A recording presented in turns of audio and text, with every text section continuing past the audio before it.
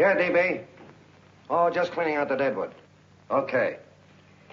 Look, Mr. Cannell, I just can't afford to be without work right now, not even for a day. I've got a mother and 2 kid sisters. More good luck telegrams. Well, you know how it is.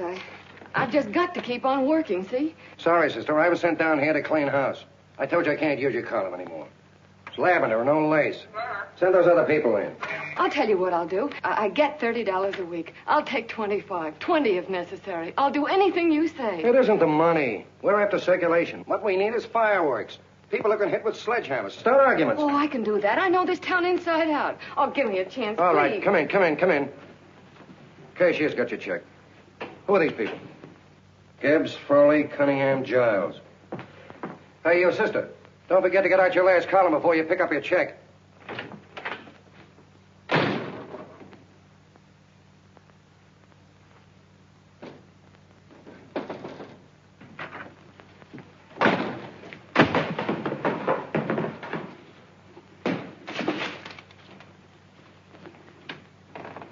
You're a couple of sticks shy in your column, man. Big rich slob like D.B. Norton buys a paper and 40 heads are chopped off.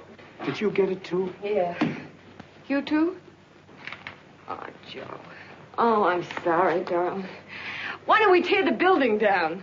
Before you do, Ann, perhaps you'd better finish this column. Yeah, lavender and old lace. Wait, Joe. Wait. Wants fireworks, huh? Okay.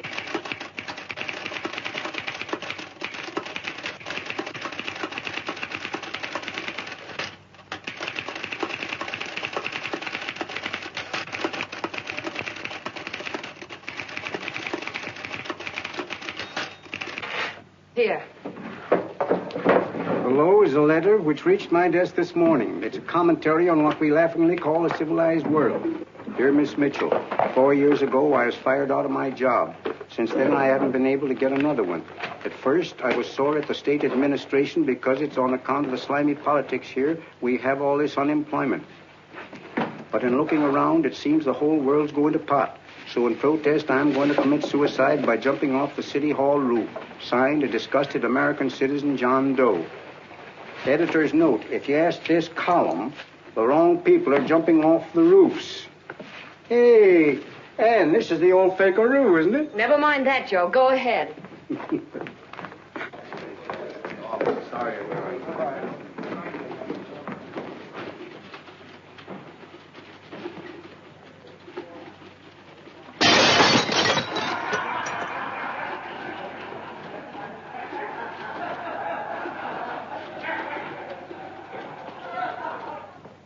And it's because of the slimy politics that we have all this unemployment here. There it is. That's D.B. Norton's opening attack on the governor. Why, Jim, it's just a letter sent into a column. No, I can smell it. That's Norton. Good morning, gentlemen. Good morning, Governor. You're rather early. Governor, did you happen to see this in a new bulletin? Yes. I had it served with my breakfast this morning. Jim thinks it's D.B. Norton at work. Of course it is. Oh, come, Jim. That little item, D.B. Norton does things in a much bigger way. This is his opening attack on you, Governor. Take my word for it. What did he buy a paper for? Why did he engage a high-pressure editor like Cannell for? He's in the oil business. I tell you, Governor, he's after your scalp. All right, Jim, all right. Don't burst a blood vessel. I'll look into it. Will you get me Spencer of the Daily Chronicle, please? Yes, I saw it, Governor. If you ask me, that's a phony letter. Why, that gag has got whiskers on it. Okay, I'll get the mayor and maybe the Chamber of Commerce to go after them. Get Mayor Lovett on the phone. Sorry, the mayor's busy on the other phone. Yes, I know, Mrs. Brewster. It's a terrible reflection on our city. I've had a dozen calls already. Spencer of the Chronicle. Hold it. Just a minute. Yes, Mrs. Brewster. I'm listening. I insist that this John Doe man be found and given a job at once. Now, if something isn't done about it, I'll call out the whole auxiliary. Yes, and the junior auxiliary, too. We'll hold a meeting and see that it is. Yes, Spencer? Who? The governor? Well, what about me? It's my building he's jumping off of, and I'm up for re-election, too. What are you doing? Get Cannell at the bulletin. Why, he's liable to go right past my window. Get me Cannell. What was that? What? Out the window. Something just flew by. I didn't see anything. Well, don't stand there, you idiot. Go and look. Open the window. Oh, why did he have to pick on my building? Is there a crowd in the street? No, sir. Then maybe he's caught on a ledge. Look again. I think it must have been a seagull. A seagull? What's a seagull doing around the city hall? That's a bad omen, isn't it? Oh, no, sir. The seagull is a lovely bird. It's all right, Mrs. Brewster. It was just a seagull. Can I help? Nothing's happened yet. No, I'm watching. Don't worry, Mrs. Brewster. Just leave it all to me. Spencer, I'll call you back. Hello, Cannell? What are you doing? This is the mayor. Yes, Mayor Lovett. How many times are you going to call me? I've got everybody and his brother and sister out looking for him. Did you see the box I'm running? An appeal to John Doe. Think it over, John. Life can be beautiful, says Mayor. If you need a job, apply to the editor of this paper and so forth and so forth. Okay, Mayor, I'll let you know as soon as I have something. What? Well, pull down the blinds. Went up to Miss Mitchell's house, boss. Boy, she's in a bad way. Where is she? Hey, do you know something? She supports a mother and 2 kids. What do you know about that? Did you find her? No. Her mother's awful worried about her. When she left the house, she said she was going on a roaring drunk. The girl, I mean. Go out and find her. Sure.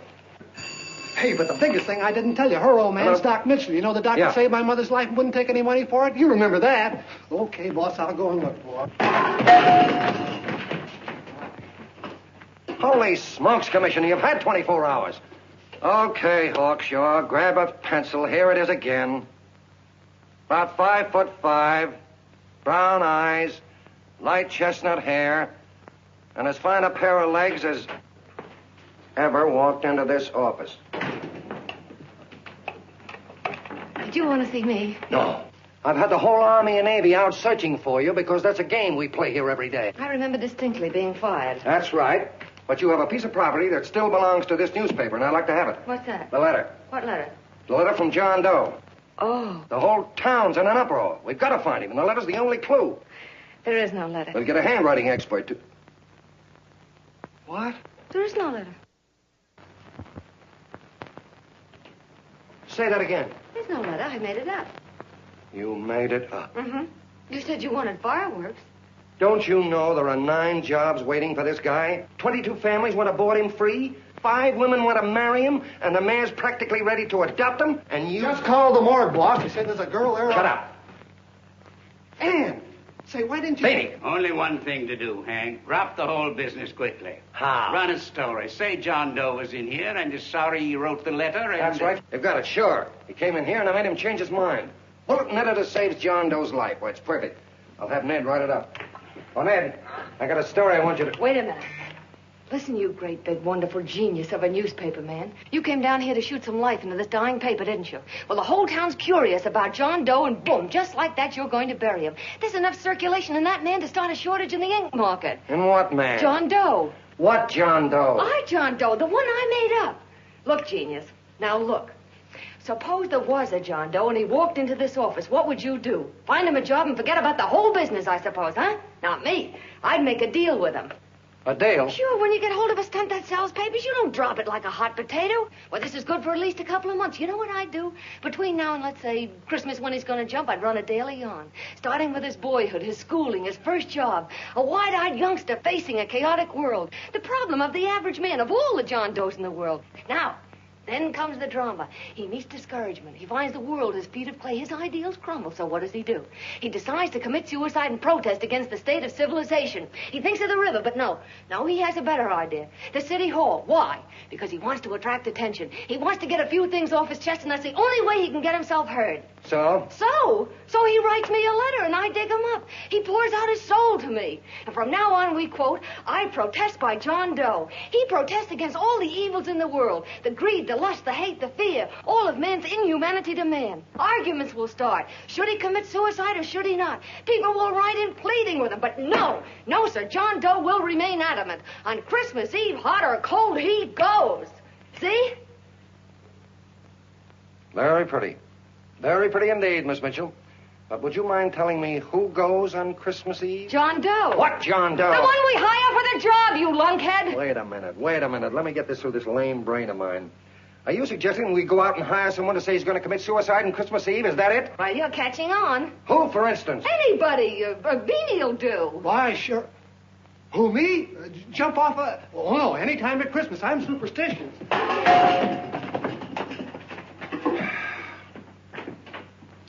Miss Bishop, do me a favor. Will you go on out and get married and have a lot of babies, but Stay out of newspaper business. Better get that story in, Hank. It's getting late. You're supposed to be a smart guy. If it was raining $100 bills, you'd be out looking for a dime you lost someplace.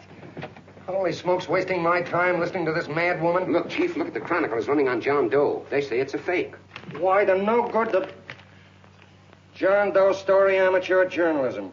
It's probably phony. It's a wonder anyone is taking it serious.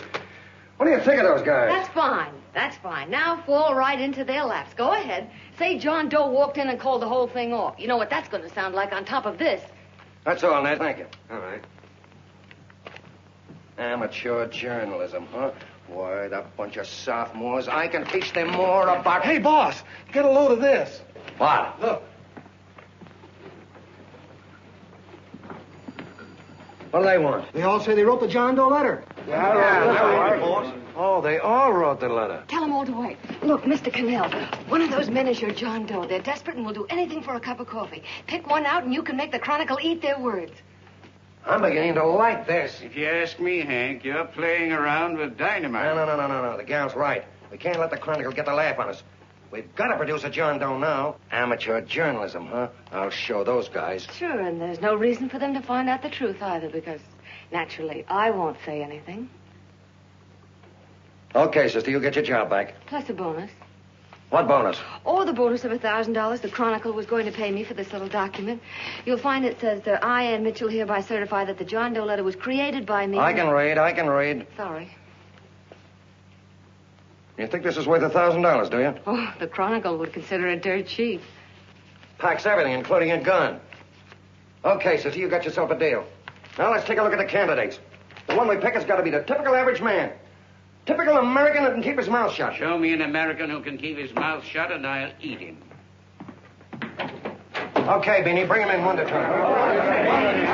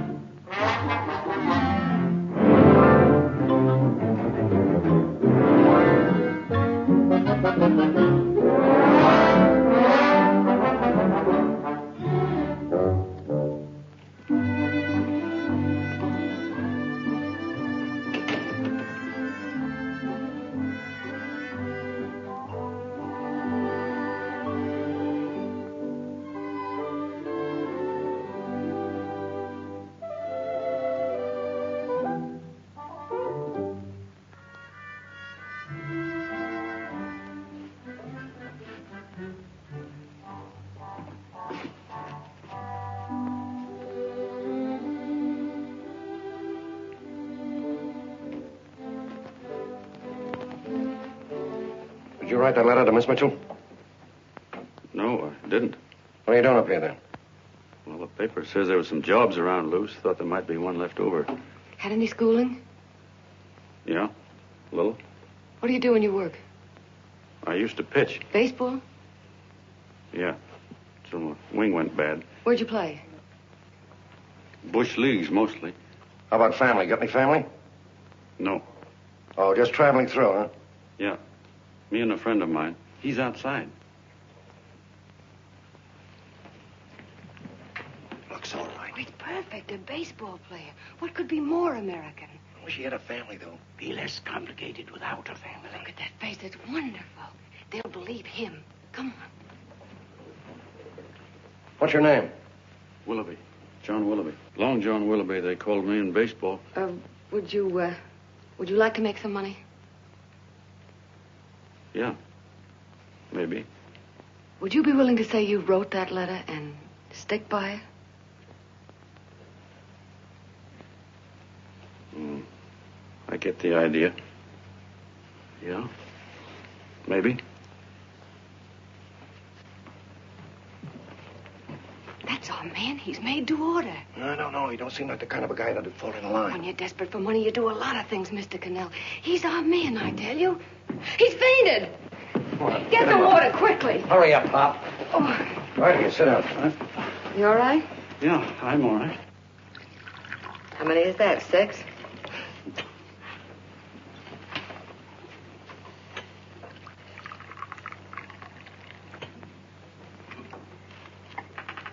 Pretty hungry, weren't you? All this John Doe business is batty, if you ask me. Well, nobody asked you. Trying to improve the world by jumping off buildings. You couldn't improve the world if the buildings jumped on you. Don't mind the colonel. He hates people. He likes you well enough to stick around. Well, that's because we both play doohickeys. I met him in a boxcar a couple of years ago. I was fooling around with my harmonica, and he comes over and joins in. I haven't been able to shake him since.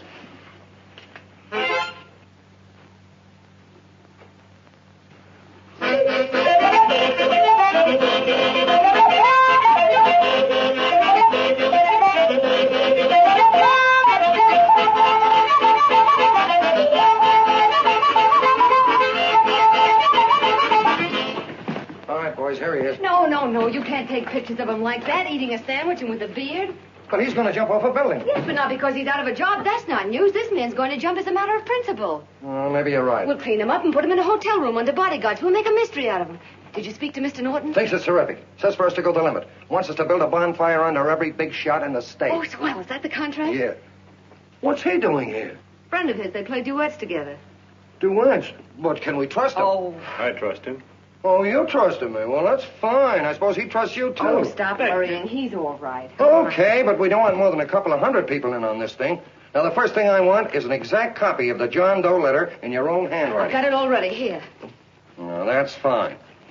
Now, I want you to sign this agreement.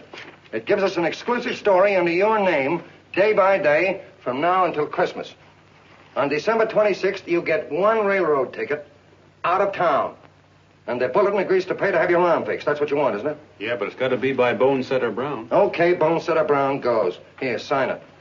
Meanwhile, here's $50 spending money. That's fine. Beanie? Yes, boss. Take charge of him. Get him a suite at the Imperial and hire some bodyguards. He had some new clothes, Beanie. Think we better have him to louse? Yeah. Both of them? Yes, both of them, but don't let them out of your sight. Hey, Beanie, great suit, huh? Yeah. Okay, fellas.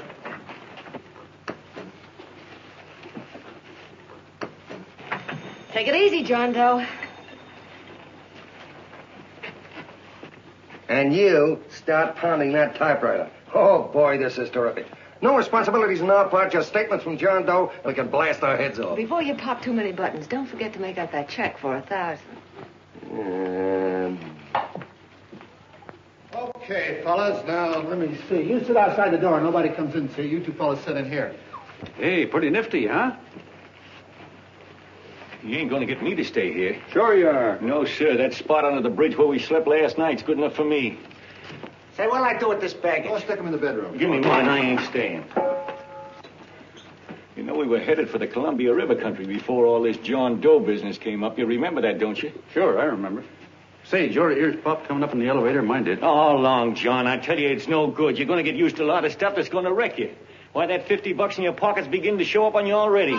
And don't pull that on me, neither. Stop worrying, Colonel. I want to get my arm fixed out of this. Hey, here's some cigars the boss sent us. Have one. Hey, Help cigars. yourself. No.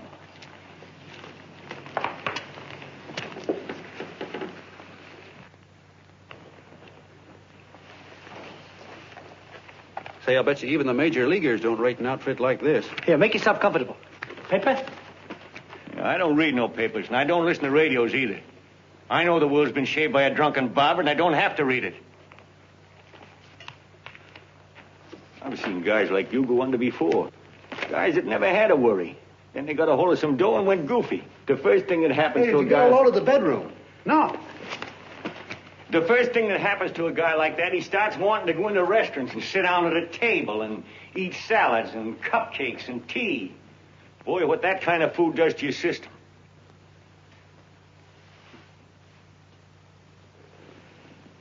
The next thing the dope wants is a room. Yes, sir, a room with steam heat and curtains and rugs. And before you know it, he's all softened up and he can't sleep unless he has a bed.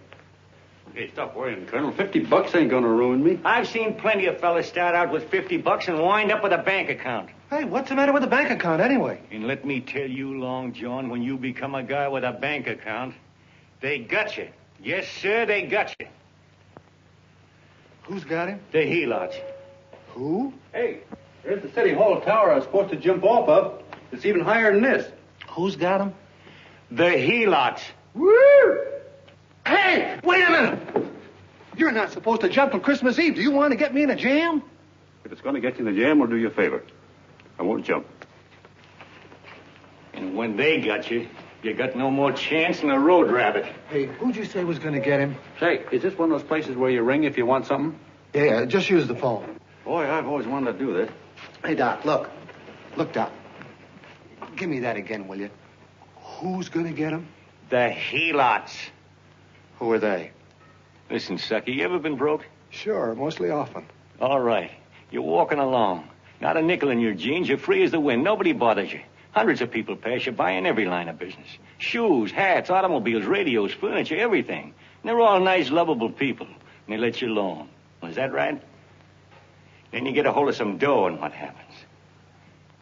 All those nice, sweet, lovable people become Helots. A lot of heels. They begin creeping up on you, trying to sell you something. They get long claws, and they get a stranglehold on you. And you squirm, and you duck, and you holler, and you try to push them away, but you haven't got a chance. They got you. First thing you know, you own things. A car, for instance. Now your whole life is messed up with a lot more stuff. You get license fees, and number plates, and gas, and oil, and taxes, and insurance, and identification cards, and letters, and bills, and flat tires, and dents, and traffic tickets, and motorcycle cops, and courtrooms, and lawyers, and fines, and 1,000,001 other things. And what happens? You're not the free and happy guy you used to be. You gotta have money to pay for all those things. So you go after what the other fellas got. And there you are. You're a Helot yourself.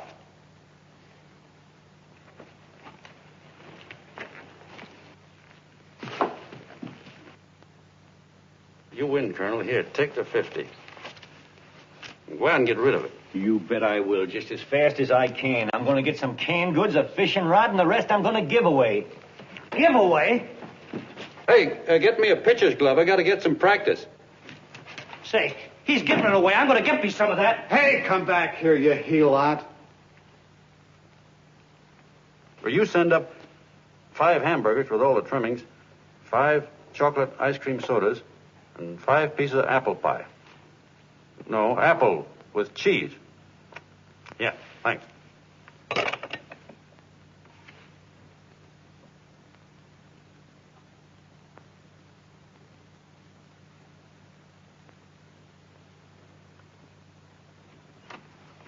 Hello there. Well, well. If it isn't the man about town. All set, Miss Anne. Oh, yes. Let's go. Let's see, we want some action in these pictures. Action? Mm-hmm. That's good. No. This man's going to jump off a roof. Oh. Here, wait a minute. Let me comb your hair. Sit down. Yeah, that's better.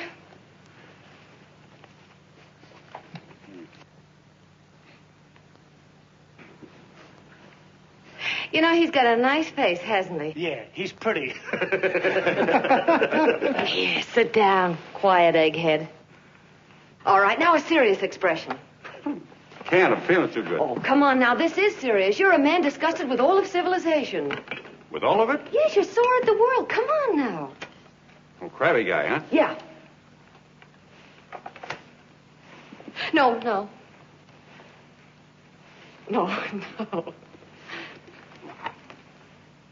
No, look. You don't have to smell the world. Well, all those guys in the Never picture mind stand- those guys. All right, stand up. Now, let's see what you look like when you protest. Against what? Against anything. Just protest. You got me. Oh, look, I'm the umpire, and you just cut the heart of the plate with your fast one, and I called it a ball. What would you do? Oh, you did, huh? Yeah. Why can't you call him right, you boneheaded... Grab it, Eddie, grab it!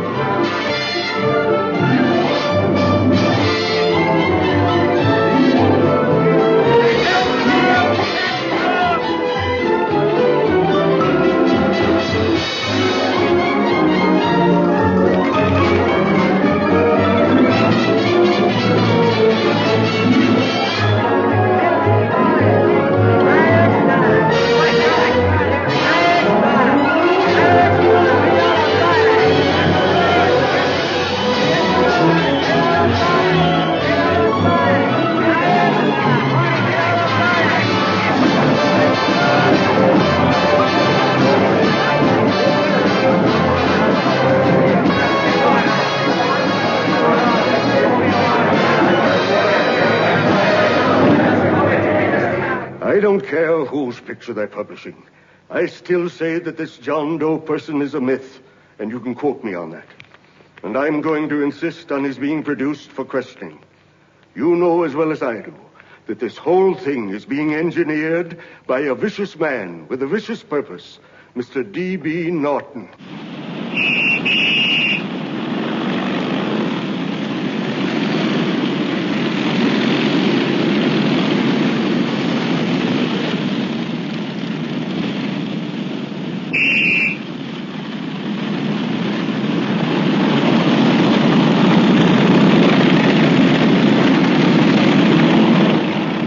And Miss Mitchell are at the house.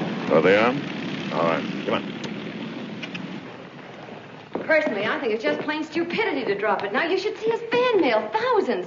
Why, it's going over like a house afire. What are you afraid of, Cannell? It's doubled our circulation. Yeah, but it's got everybody sore. Ads are being pulled. The governor's starting a libel suit. What's more, they all know John Doe's a phony, and they insist on seeing Well, what about it? Let them see him. We'll go on one better. They can also hear him. You own a radio station, Mr. Norton. Why not put him on the air? Watch out for this dame, DB. She'll drive you batty. Oh, Look, we can't let him get to this Bush League pitcher and start pumping him. Good night.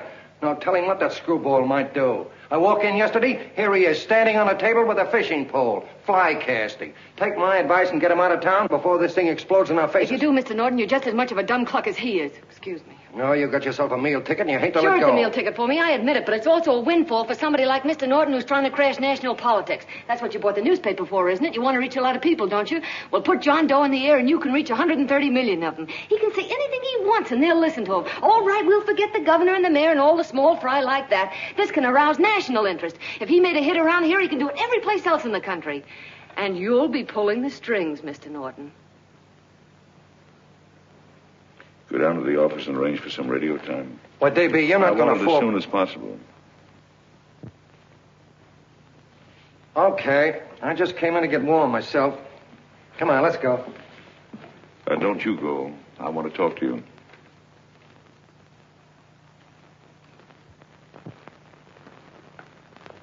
Sit down.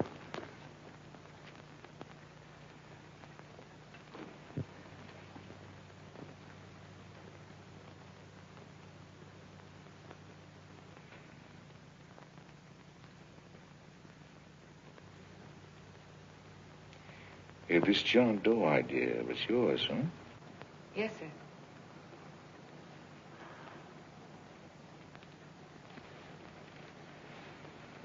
How much money do you get? $30. $30.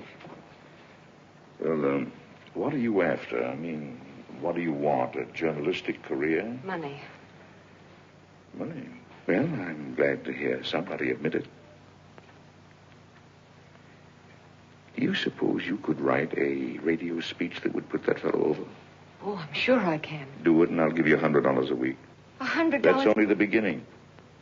You play your cards right, and you'll never have to worry about money again. Oh, I know it. Hello. Hello. Whenever there's a pretty woman around. This is my nephew, Ted Sheldon, Miss Mitchell. How do you do? How do you do? All right, Casanova, I'll give you a break. See that Miss Mitchell gets a car to take her home. Always reading my mind, aren't you? Thank you very much for everything. And Miss Mitchell, I think from now on you'd better work directly with me. Yes, sir.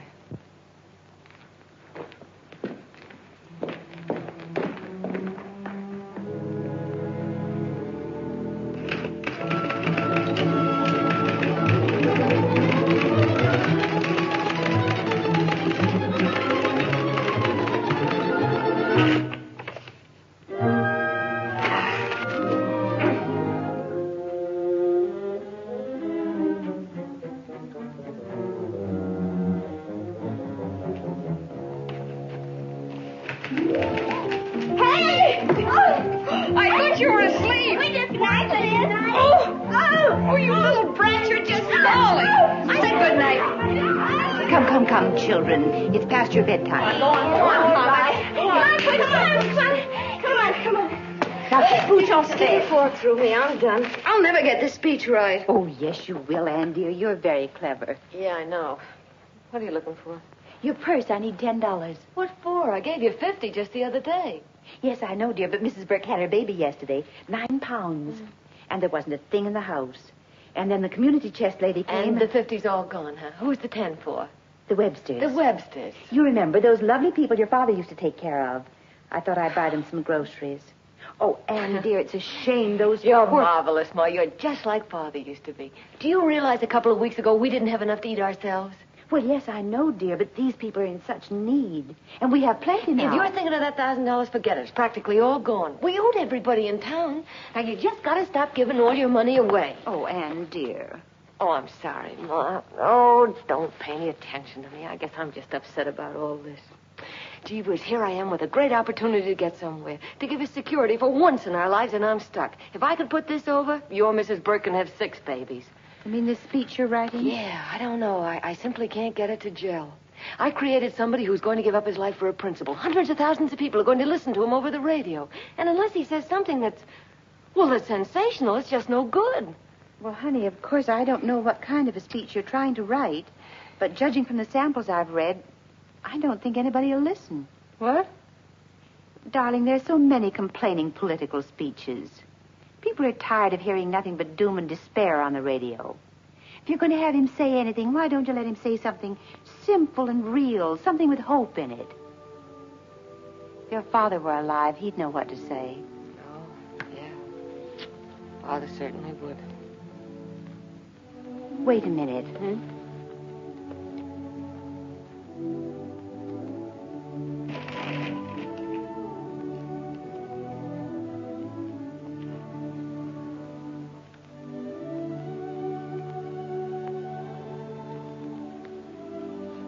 That's your father's diary, Anne. Father's... I never knew he had a diary. There's enough in it for 100 speeches. Things people ought to hear nowadays. You be careful of it, won't you, dear? It's always helped to keep your father alive for me. You bet I will, Ma. Wait a minute. John Doe don't want to sign no autographs. Well, what does he do all day? What does he do all day? He's writing out his memories. Sorry, lady, you can't see Mr. Doe. He wants to be alone. No, he just sits around all day and commutes with himself.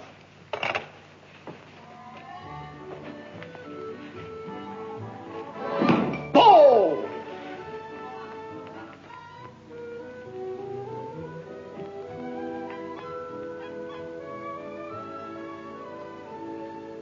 I don't know how you're going to stand it around here till after Christmas. I'll bet you ain't heard a train whistle in 2 weeks.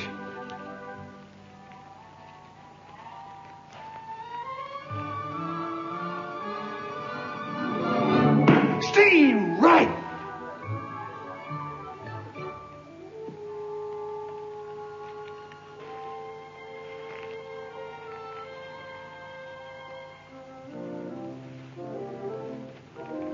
I know why you're hanging around.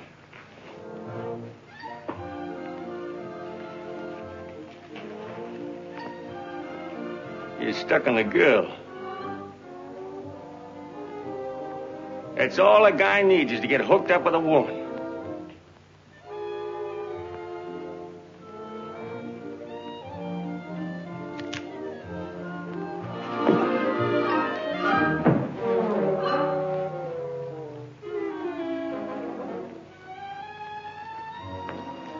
What was that, a single?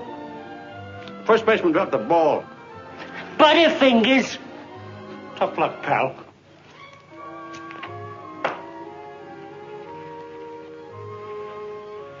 Guy has a woman on his hands. First thing he knows, his life is balled up with a lot more things.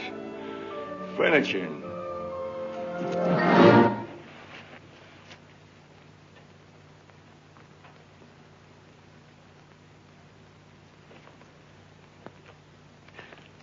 Did you get him?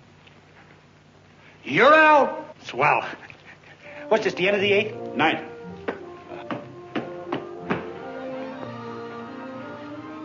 Hey, Beanie, there's a couple of mugs from the Chronicle snooping around out here. Huh. Come on, Angel Face. Gangway. What's the score, Angel Face? 3-2, our favor. Gee, that's great.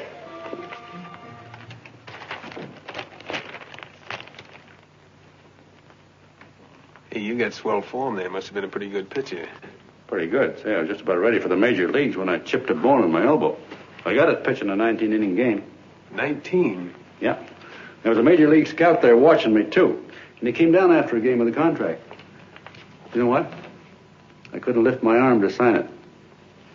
I'll be okay, though, as soon as I get it fixed up. It's too bad.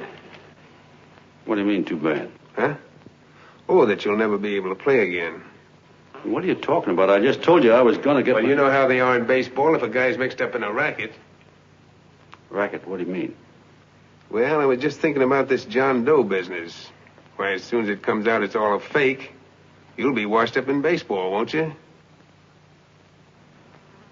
Yeah. Doggone. I never thought about that.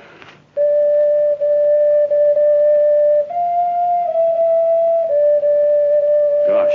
And another thing, what about all the kids in the country? The kids that idolize ball players. What are they going to think about you? Yeah. Hey, Colonel. Did you hear that? I gotta figure some way out of this thing. The elevators are still running. I know one way you can do it. How? Well, when you get up there on the radio, all you have to do is to say the whole thing's a frame-up. Make you a hero sure as you're born. Yeah, but how am I going to get my arm fixed? Well, that's a cinch. I know somebody that'll give you $5,000 just to get up on the radio and tell the truth. $5,000? Yeah, $5,000, and he gets it right away. You don't have to wait till Christmas. Look out, Long John. They're closing in on you. Say, who's putting up this dough? Fellow runs the Chronicle. Here's the speech you make, and it's all written out for you. $5,000. Holy mackerel, I can see the helots coming, the whole army of them. It's on the level.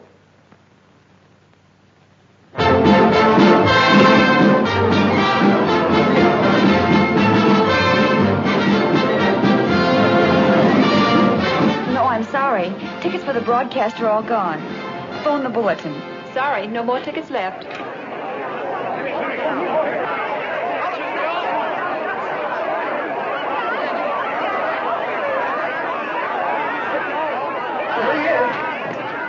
Hello, John. All set for the big night? Swell. Turn around. One moment. Now stand still. Hold it, hold it. Big smile, Mr. Doe. Okay, Jeannie, that's all. Take him out. Come on. Now, look, John, here's the speech. It's in caps and double-spaced. You won't have any trouble reading it. Not nervous, are you? No. Of course not. He wouldn't be. Who? John Doe, the one in there. Hey, don't let your knees rattle. It picks up on the mic. Oh, Beanie, you needn't be nervous, John. All you have to remember is to be sincere. Pick up that phone, Miss Mitchell. It's for you. Okay. Hello? Yes, Mother. Oh, thank you, darling. Oh, there he is, the poor dear man. Oh, good luck to you, Mr. Doe. We want you to know that we're all for you. The girls all decided that you're not to jump off any roof at all. We'll stop it. You got the speech I gave you? Yeah. Now, look. I'll give this money to the colonel just as soon as you get started. We'll have a car waiting at the side entrance for you. Okay. How'd you get in here? Huh? Oh, I just came in to wish him luck. Come on, out. Mother says good luck, too. John, when you read that speech, please believe every word of it. He's turned out to be a wonderful person, John. Who? John Doe, the one in the speech. Oh. You know something? I've actually fallen in love with him. All right, there he is, sister. Now, come on, plenty of both. What's the idea? No, that's too much. That's not so much. Come on, that's it. Oh, this is no time for cheap publicity, Mr. Cannell. Listen, if that guy lays an egg, I want to get something out of it. I'm getting a Jane Doe ready. Oh, come on. Here. Will you, fellas? Give me a chance. I have to ready. Just one more, will you, That's please? fine, honey. You go ahead. All right, I need one more. Go ahead. How you doing? Oh. All right, Benny, bring him in. Holy smoke, a half a helot. There you are, boss, just like you ordered. Symbols of little people. Okay, get him up. All right, young fella. This is ridiculous, Mr. Cannell. Come on, give me a chance. The man's on the air. Come on, shut up. Oh, fellas, I told you could have all the pictures you want. No, come on, ask. You can have a... Come on, that's right. Afterwards, you can get all the pictures you want. Thank you very much. Come on, will you? Afterwards, that's right. Come on, Snooks, you better bail out. Okay, goodbye, Mr. Doe. Beanie. All right. Better get ready. 1 minute to go. Wow, hey, 1 minute to go and the score is nothing to nothing. Now, please, John, you won't let me down, will you? Will you? Of course you won't. If you'll just think of yourself as the real John Doe. Listen, everything in that speech are things a certain man believed in. He was my father, John. And when he talked, people listened. And they listened to you, too. Funny. You know what my mother said the other night? She said to look into your eyes, that I'd see Father there.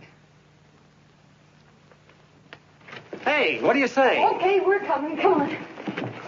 Now, listen, John, you're a pitcher. Now get in there and pitch. Good luck. Give him room, let him through. Come on.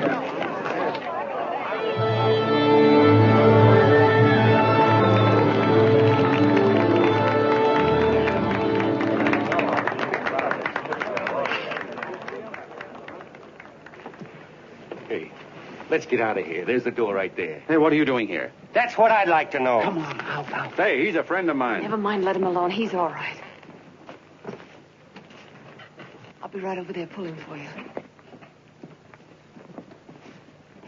No, John, over here.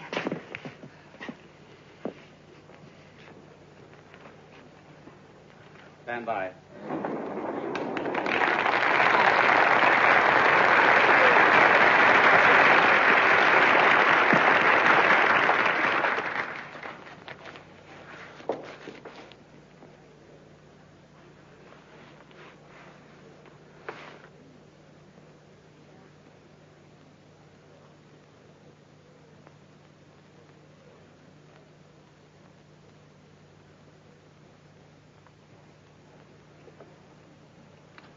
Phone the Chronicle. Tell them to start getting those extras out.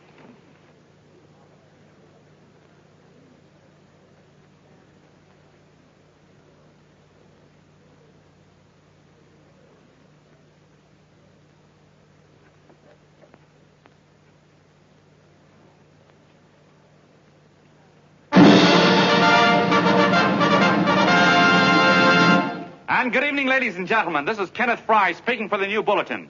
Tonight we give you something entirely new and different.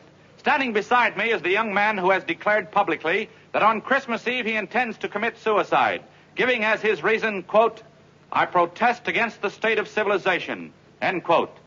Ladies and gentlemen, the New Bulletin takes pleasure in presenting the man who is fast becoming the most talked of person in the whole country, John Doe.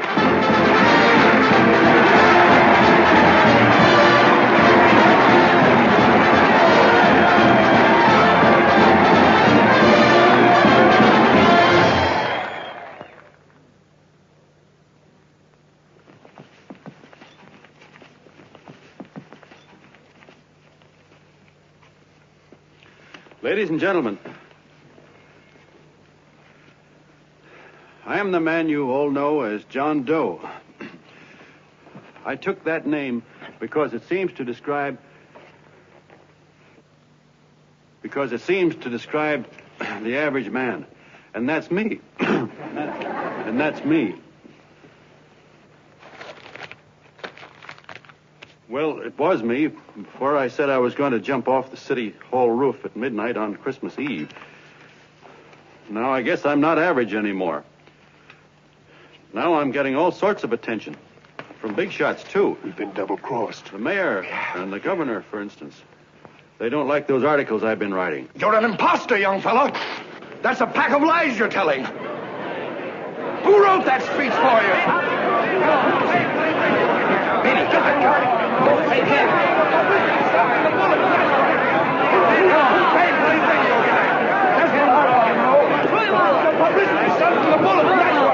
Spencer. Ladies and gentlemen, the disturbance you just heard was caused by someone in the audience who tried to heckle Mr. Doe.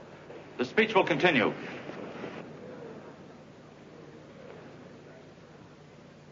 Well, people like the governor and that fellow there can stop worrying. I'm not going to talk about them. I'm going to talk about us. The average guys, the John Does. If anybody should ask you what the average John Doe is like, you couldn't tell him because he's a million and one things. He's Mr. Big and Mr. Small. He's simple and he's wise. He's inherently honest, but he's got a streak of larceny in his heart. He seldom walks up to a public telephone without shoving his finger into the slot to see if somebody left a nickel there.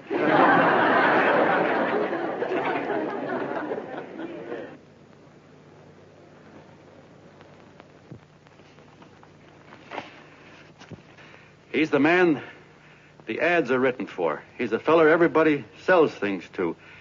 He's Joe Dokes, the world's greatest stooge and the world's greatest strength.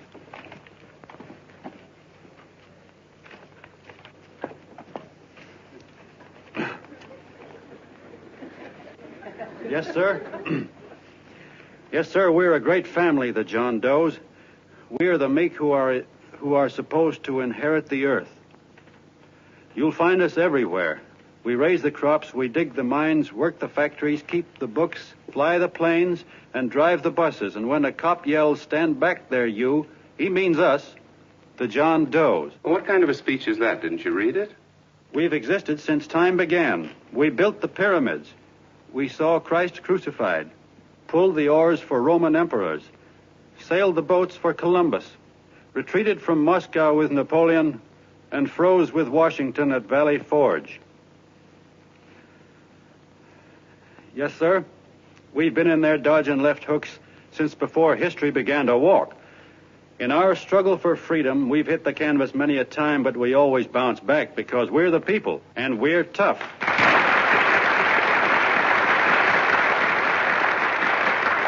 They've started a lot of talk about free people going soft, that we can't take it. That's a lot of hooey. A free people can beat the world at anything, from war to tiddlywinks, if we all pull in the same direction.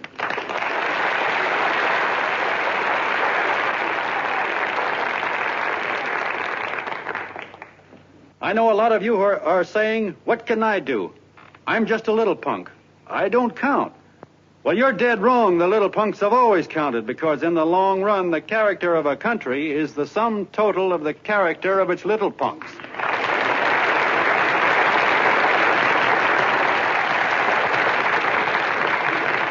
But we've all got to get in there and pitch. We can't win the old ball game unless we have teamwork. And that's where every John Doe comes in. It's up to him to get together with his teammate. And your teammate, my friends, is the guy next door to you. Your neighbor. He's a terribly important guy, that guy next door.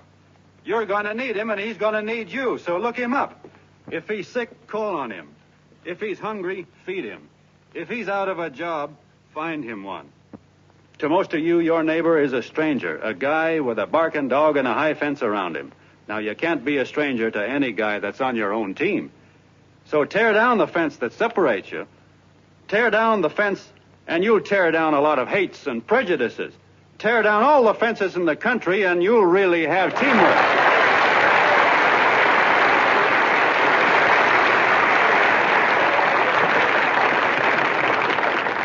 I know a lot of you are saying to yourselves, he's asking for a miracle to happen. He's expecting people to change all of a sudden. Well, you're wrong. It's no miracle. It's no miracle because I see it happen once every year. And so do you. At Christmas time. There's something swell about the spirit of Christmas, to see what it does to people, all kinds of people. Now, why can't that spirit, that same warm Christmas spirit, last the whole year round? Gosh, if it ever did, if each and every John Doe would make that spirit last 365 days out of the year, we'd develop such a strength, we'd create such a tidal wave of goodwill that no human force could stand against it. Yes, sir, my friends. The meek can only inherit the earth when the John Does start loving their neighbors. You better start right now. Don't wait till the game is called on account of darkness. Wake up, John Doe. You're the hope of the world.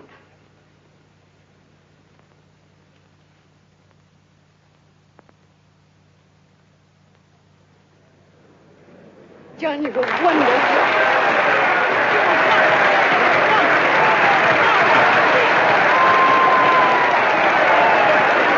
Let's get out of here. Now you're talking.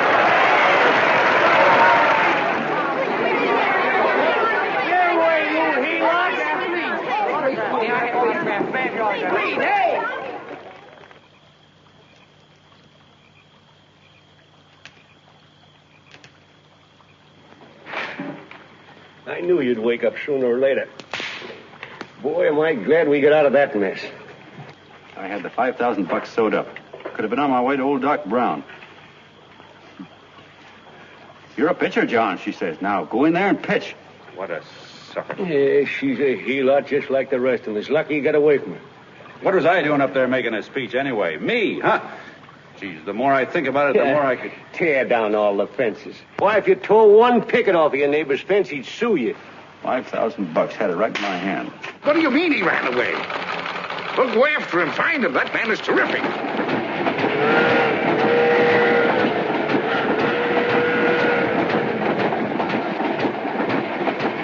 Columbia River, here we come.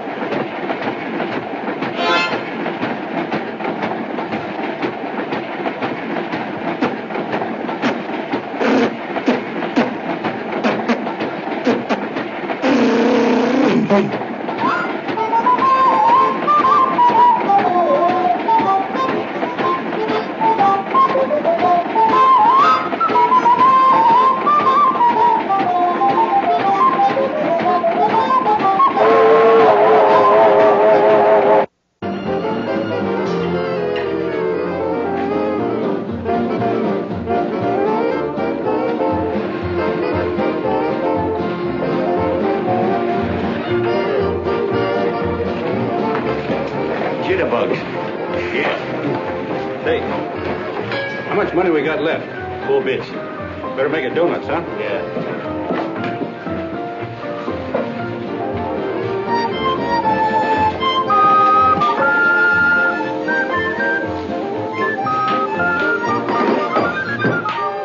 What'll it be, gents?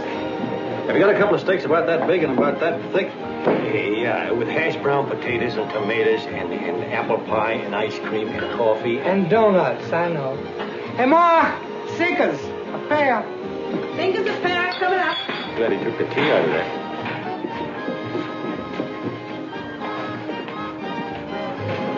Hey, look. Join the John Doe Club. John Doe Club?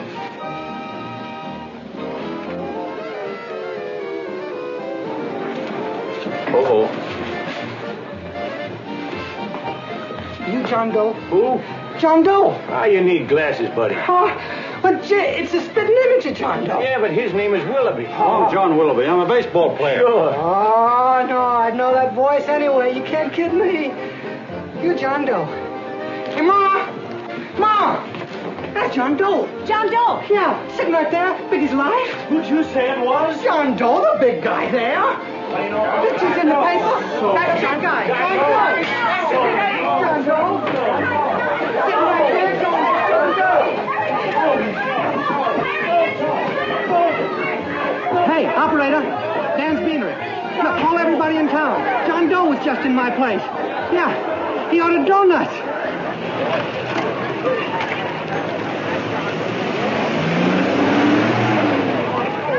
John Doe. See John Doe. Come on. John Doe, we're all neighbors. And my office is packed like a sardine box. What does John Doe look like, Mr. Mayor? Oh, he's one of those great big outdoor type men. No, you can't see him. You didn't vote for me the last time. Shame on you. What are you doing there? Get off my front porch anyhow. Mr. Norton come yet? Oh, well, I wonder where he's at. What's keeping him? He should have been here 15 minutes ago. Oh, there he comes now. Now, everybody on your dignity. Don't do anything to disgrace us. A little town, but we got to show off.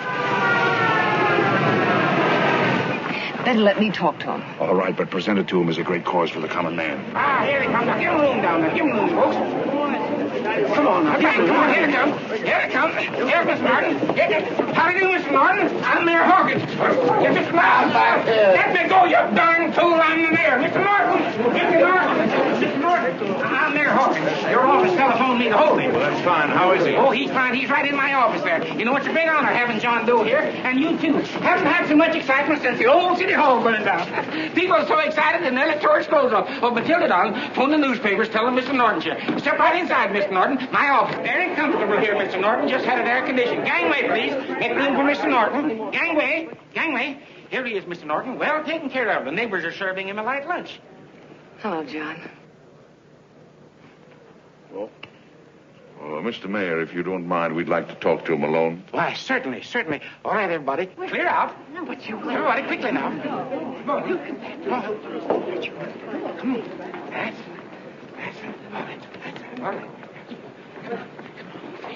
Don't argue with me here. Wait till we get home. Don't you push me around like that. Even though I'm your wife, you can't push me around. Look, Mr. Norton, I think you got a lot of nerve having those people hold us here. There's nobody holding you here, Mr. Doe. It's only natural that There's nobody holding us here. Let's get going. Incidentally, my name isn't Doe. It's Willoughby. Look, John, something terribly important's happened. They're forming John Doe clubs. We know of 8 already, and they say that there's John Doe clubs? What for? To carry out the principles you talked about in your radio speech. I don't care what they're forming. I'm on my way, and I don't like the idea of being stopped either. Oh, but you don't know how big this thing is. You should see the thousands of telegrams we've received and what they're saying about you.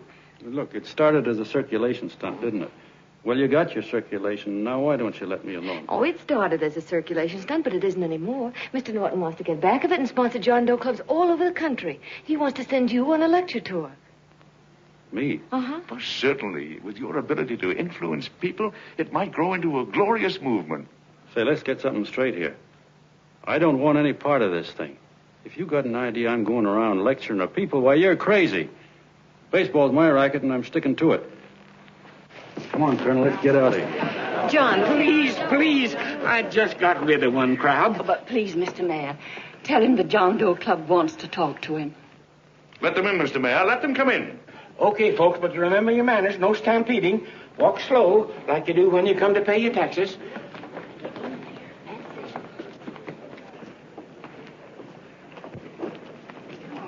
Okay. All right, give me a chance. Come right in.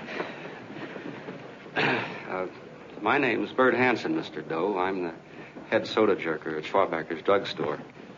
Well, sir, you see, me and my wife, we heard your broadcast, and we got quite a bang out of it. Especially my wife.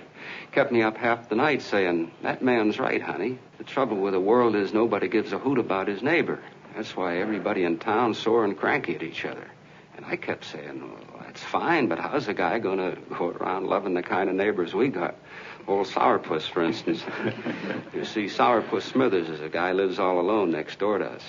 He's a cranky old man and runs a second-hand furniture store. We haven't spoken to him for years.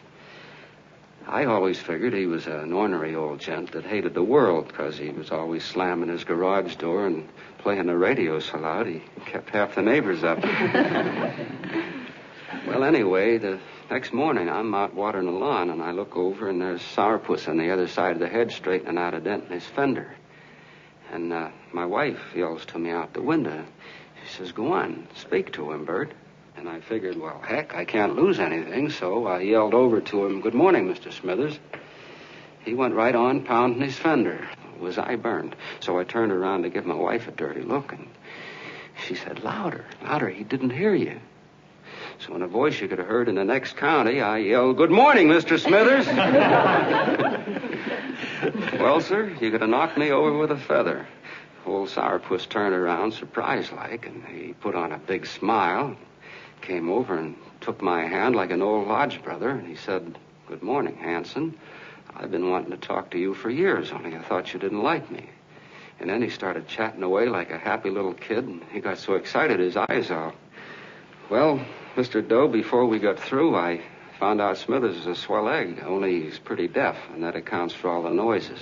And he says it's a shame how little we know about our neighbors. And then he got an idea. And he said, how's about inviting everybody someplace where we can all get together and know each other a little better?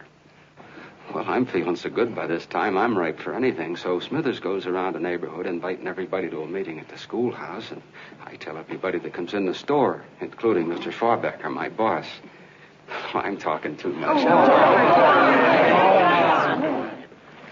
Well, I'll be doggone if over 40 people don't show up. Of course, none of us knew what to do, but we sure got a kick out of seeing how glad everybody was just to say hello to one another. Tell him about making Sourpuss chairman. Oh, yeah, we made Sourpuss chairman and decided to call ourselves the John Doe Club. And say, incidentally, this is my wife. Come here, honey. This is my wife, Mr. Doe. How do you do, Mr. Doe? Sourpuss is here, too. Oh, is he? This is Sourpuss, or excuse me, Mr. Smithers, Mr. Doe. That's all right. If you didn't call me Sourpuss, it wouldn't feel natural. Well, anyway, I guess nearly everybody in the neighborhood came except the Delaney's. And the Delaney's live in a big house with an iron fence around it, and they always keep their blinds drawn. And we always figured that he was just an old miser that sat back counting his money, so why bother about inviting him? Until Grimes, the milkman, spoke up and he said, say, you've got the Delaney's all wrong. And then he tells us about how they canceled their milk last week. And how when he found a note in the bottle, he got kind of curious-like, and he sort of peeked in under the blinds and found the house was empty. If you ask me, he says, they're starving. Old man Delaney has been bringing his furniture over to my place at night, one piece at a time, and selling it. Yeah. And, well, sir, a half dozen of us ran over there to fetch him, and we brought him to the meeting. And what a reception they got. Why, everybody shook hands with him and made a fuss over them, and... Well, finally, Mr. and Mrs. Delaney just sat right down and cried. And then we started to find out about a lot of other people. Yeah, sure. Well, you know Grubel, for instance. Grubel's here. See? Yeah, that's a... Of course, you don't know Grubel, but he's the man that everybody figured was the worst no-account in the neighborhood because he was living like a hermit, and nobody would have anything to do with him. That isn't until Murphy, the postman, told us the truth. Why, Grubel, he says, he lives out of garbage cans because he won't take charity, because it'd ruin his self-respect, he says. Just like you said on the radio, Mr. Doe. Well, sir, about a dozen families got together and gave Grubel a job watering their lawns. Isn't that wonderful? And then we found jobs for 6 other people, and they've all gone off for relief. Yeah, and my boss, Mr. Schwabacker, made a job in his warehouse for old man Delaney. And he gave you that $5 raise. Yeah, wasn't that swell? Why, Bert, I feel slighted. I'd like to join, but nobody asked me. I'm sorry, Mayor, but we voted that no politician could join. Just the John Does of the neighborhood, because you know how politicians are. Well, the reason we wanted to tell you this, Mr. Doe, was just to give you an idea of what you've started. And from where I'm sitting, I don't see any sense in you jumping off any building. No. Well, thank you for listening. Goodbye, Mr. Doe. You're a wonderful man, and it strikes me you can be mighty useful walking around for a while. Hey, goodbye, Mr. Doe. Goodbye, Mr. Doe.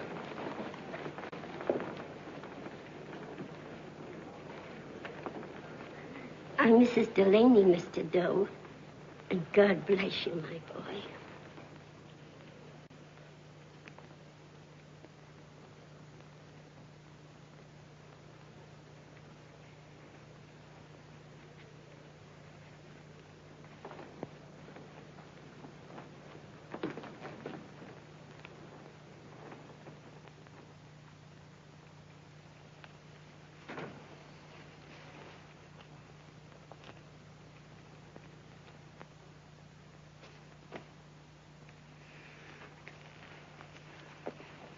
Gee whiz, I'm all mixed up. I don't get it.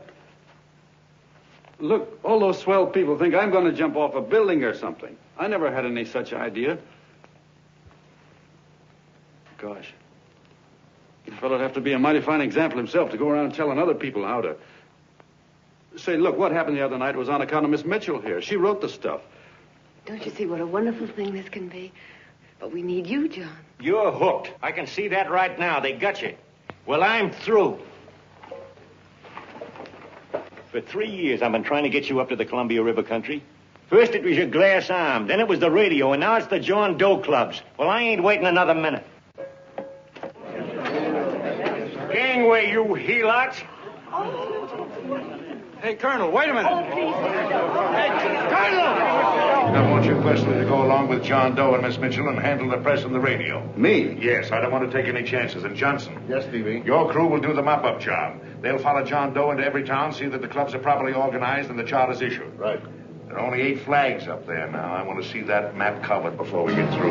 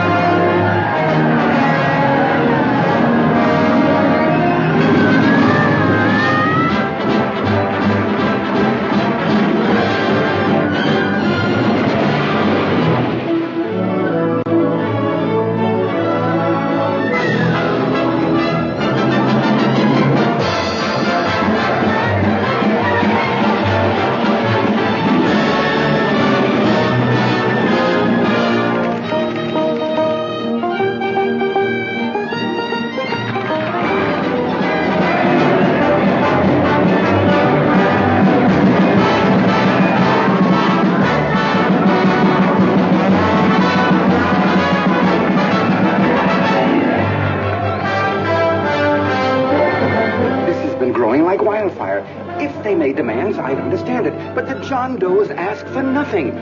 People are going off relief. If this keeps up, I'll be out of a job. As soon as it gets strong enough, we'll find out what John Doe wants. 30 every Thursday. 60 at 60. Who knows what? I'm sorry, boss. They just won't let anybody talk politics to them. It's crazy. We've got to get to them. They represent millions of voters.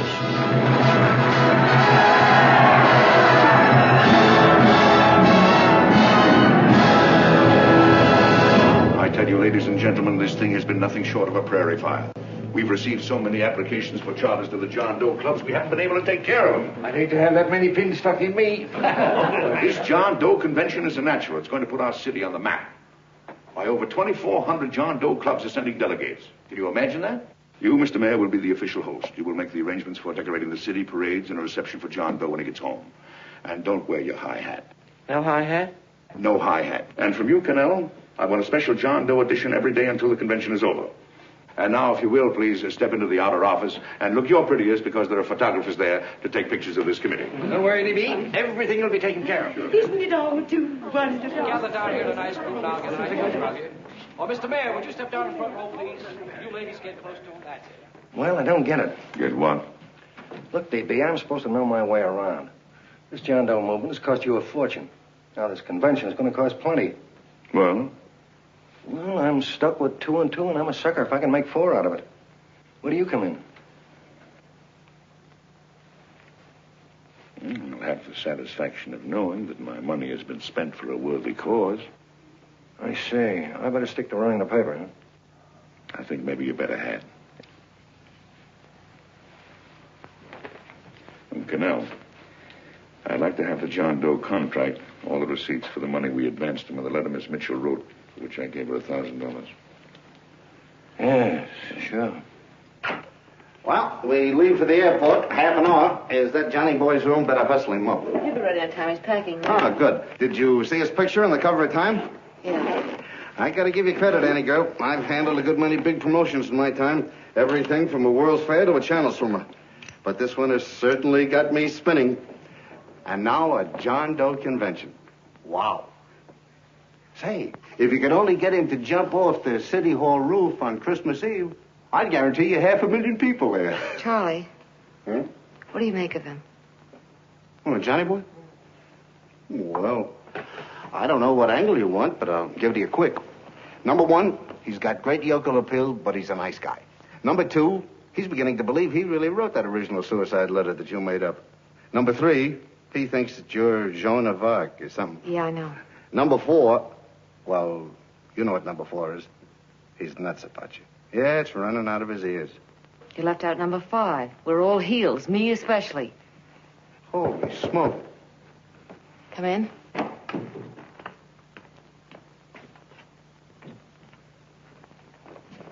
I'm all packed. Good. I'll go and get Beanie Boy. Okay, Charlie boy.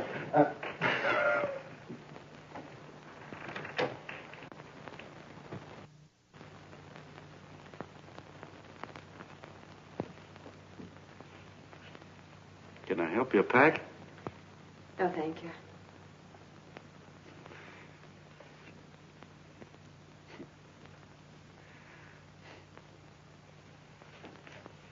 You care if I sit down out here? No.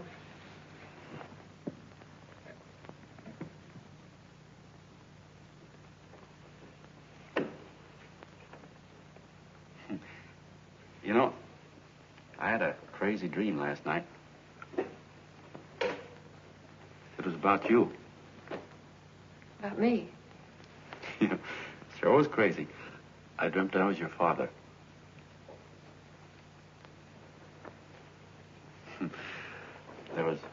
There was something I was trying to stop you from doing. So I got up out of bed, and I walked right through the wall here, right straight into your room. You know how dreams are.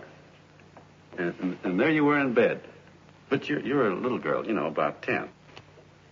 And very pretty, too. So I shook you, and the moment you opened your eyes, you hopped out of bed and started running like the devil in your nightgown. You ran right out the window there, and you ran out over the tops of buildings and roofs and everything for miles. And I was chasing you. And all the time you were running, you kept growing bigger and bigger and bigger, and pretty soon you were as big as you are now, you know, grown up. And all the time I kept asking myself, what am I chasing her for? And I didn't know. Isn't that a hot one? Well, anyway, you ran into some place, and then I ran in after you, and when I got there you were getting married. And the nightgown had changed into a beautiful wedding gown. You sure look pretty, too. And then I knew what it was I was trying to stop you from doing. Dreams are sure crazy, aren't they? Well, would you like to know who it was you were marrying? Oh, a tall, handsome Ubangi, I suppose. No, not that bad. It was that fellow that sends you flowers every day. Yeah, what's his name? Mr. Norton's nephew? Ted Sheldon. Yeah, that's the one. But here's the funniest part of it all. I was the fellow up there doing the marrying, you know, the justice of peace or something. You were? I thought you were chasing me. Well, yes, I was, but I was your father then, see? But the real me, John Doe, or that is, Long John Willoughby, I was the fellow up there with the book. You know what I mean? I guess so. Then what happened? Well, I took you across my knee and I started spanking you. That is, I didn't do it. I mean, I did do it, but it wasn't me, you see. I was your father then. Well, I held you across my knee and I said, Annie, I won't allow you to marry a man that's just rich or that has his secretary send you flowers. The man you marry has got to swim rivers for you. He's got to climb high mountains for you. He's got to slay dragons for you. He's got to perform wonderful deeds for you. Yes, sir. And all the time, the guy up there, you know, with the book, me, just stood there nodding his head. And he said, go to it, Pop. Whack her one from me, because that's just the way I feel about it, too. So he said, come on down here and whack her yourself. So I came down on her, and I whacked you a good one. See? Then he whacked you. And I whacked you another one. We both started whacking you like... Well, if you're through whacking her, come on, let's get going. Okay, fellas, right in here. You go out the side entrance. There's a bunch of autograph seekers out front. We'll be down with the bags in a minute. Come on, don't make a government project out of this. Hi, Benny. When's our plane take off again? Couple of minutes. How many people do you think we've talked to already, outside the radio, I mean? Oh, I don't know. About 300,000. 300,000. What makes them do it, Ann? What makes them come and listen and get up their John Doe clubs the way they do? I've been trying to figure it out. Look, John, what we're handing them are platitudes. Things they've heard 1,000,000 times. Love thy neighbor, clouds have silver linings, turn the other cheek. It's just a... Yeah, I heard them 1,000,000 times, too, but... there you are. Maybe they're like me, just beginning to get an idea of what those things mean. You know, I never thought much about people before. They were always just somebody to fill up the bleachers. And the only time I worried about them is when they didn't come in to see me pitch. You know, lately I've been watching them when I talk to them. I could see something in their faces. I could feel that they were hungry for something. You know what I mean? Maybe that's why they came. Maybe they're just lonely and wanted somebody to say hello to. I know how they feel. I've been lonely and hungry for something practically all my life.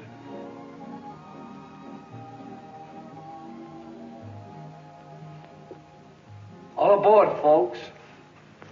Yeah, that's true. Oh, somebody else sitting here? No, that's your seat. And this is your coat. Mine? A little token of appreciation. Oh, it's beautiful, D.B. Well, I don't quite know what to say. Well, don't say anything at all. Just sit down. Oh.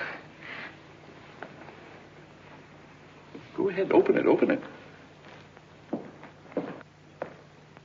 Oh. lovely. And a new contract goes with it. Well, come on, spring it. You've got something on your mind. It must be stupendous. That's what I like about it. Right to the point. Like that. All right, Practical Annie. Here it is. Tomorrow night, before a crowd of 15,000 people and talking over a nationwide radio hookup, John Doe will announce the formation of a third party. A third party? Yes, the John Doe Party. Devoted entirely to the interests of all the John Does all over the country. Which practically means 90% of the voters. He will also announce the third party's candidate for the presidency. A man whom he personally recommends. A great humanitarian. The best friend the John Does have. Mr. D.B. Norton. Yes.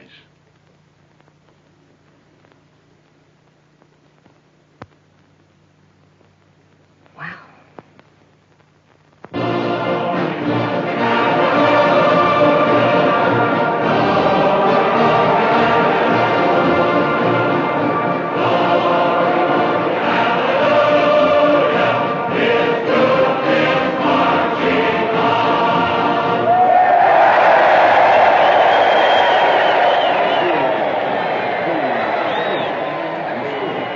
The opening of the convention is hours off. The delegates are already pouring into the ballpark by the droves, with lunch baskets, banners, and petitions asking John Doe not to jump off any roof. No matter how you look at it, it's still a phenomenal movement. These John Does, or the hoi polloi, as you've heard people call them, have been laughed at and ridiculed, but here they are, gay and happy, having traveled thousands of miles, their expenses paid by their neighbors, to come here to pay homage to their hero, John Doe.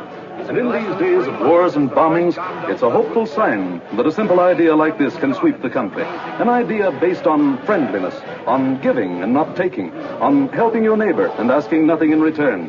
And if a thing like this can happen, don't let any of your grumbling friends tell you that humanity is falling apart.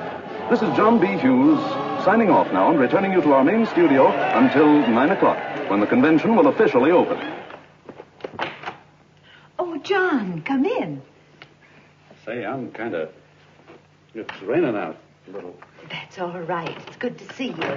Sit down. Thanks.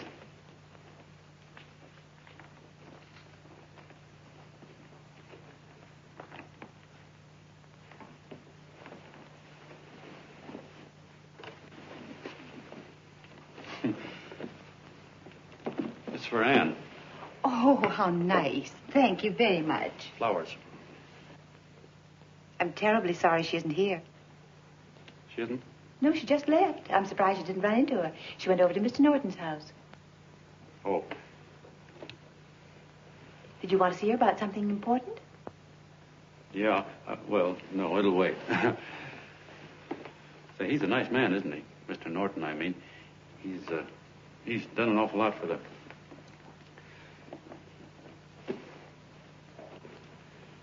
Well, say, my coat's pretty wet. I'm afraid I might have wet the couch a little.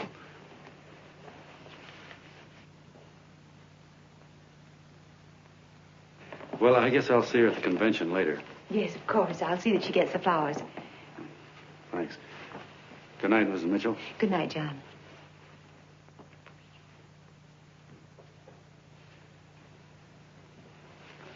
Say, Miss Mitchell, I'm kind of glad Anne isn't here. You see, I came over here hoping to see her alone, and kind of hoping I wouldn't, too. You know what I mean? There was something I wanted to talk to her about. But, well, it'll wait, I guess. Good night. Good night, John. Say, look, Mrs. Mitchell, have you ever been married? I'm sure you have. Gosh, that's pretty silly. But I guess you must think I'm kind of batty. Well, I guess I'd better be going at that. John, my husband said, I love you. Will you marry me? You did? What happened? I married him. Yeah, that's what I mean, see? It was easy as all that, huh? Uh-huh. Yeah, but look, Mrs. Mitchell, you know, I love Anne, and it's going to be awfully hard for me to say it because, well, you know, she's so wonderful. And, well, the best I ever was a Bush League pitcher. And, you know, I think she's in love with another man, the one she made up. You know, the real John Doe. Well, that's pretty tough competition. I bet you he'd know how to say it all right. With me, I get up to it and around it and in back of it, but I never get right to it. You know what I mean? So the only chance I've got is, well, if somebody could kind of give her a warning, sort of prepare her for the shock. You mean you'd like me to do it? Hmm? Well, I was thinking, yeah, you know, sort of break the ice. Of course I will, John.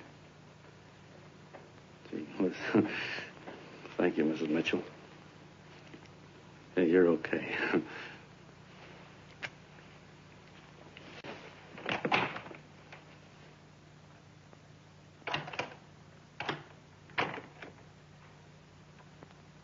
This John Doe meeting is going to be one of the biggest things that ever happened. Why, they're coming from all over. Trains, boxcars, wagons. Look out! Hello, bodyguards. Hey, had your dinner yet? Not yet. Oh, that's all right. Look, no, go ahead and have your dinner. Wait a minute, John.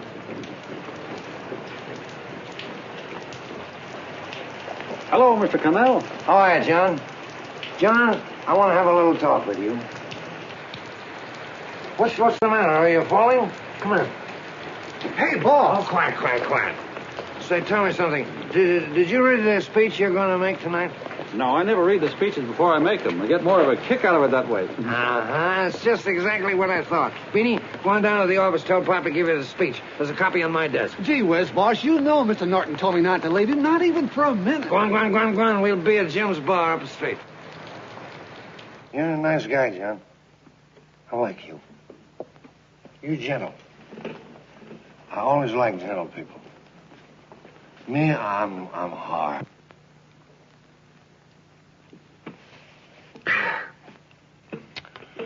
Yep, I'm hard. But you want to know something? I've got a weakness. Never guess that, would you? Well, I have. Want to know this? Star-Spangled Banner. Screw you, huh? Well, maybe it is, but play the Star-Spangled Banner. I'm a sucker for it. Always gets me right here. Know what I mean? Yeah, it gets me right back here. Oh, back there, huh? Well, every man to his own taste. You weren't old enough. You weren't old enough for the World War, were you, Jim? No, of course not. No, you must have been just kidding. I was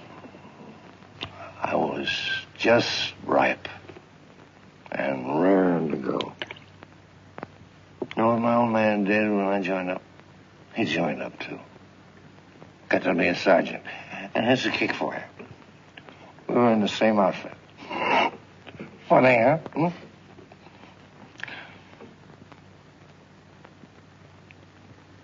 He was killed, you know.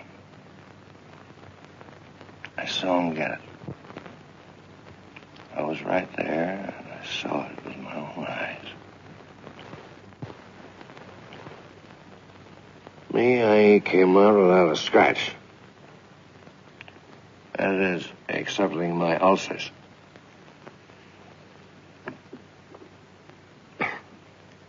I should be drinking milk, you know. This stuff is poison. Hey, Tubby. Yes, Mr. Connell? What do you say, huh? All right. Yep, I'm a sucker for this country. I'm a sucker for the Star-Spangled Banner, and I'm a sucker for this country. I like what we got here. I like it.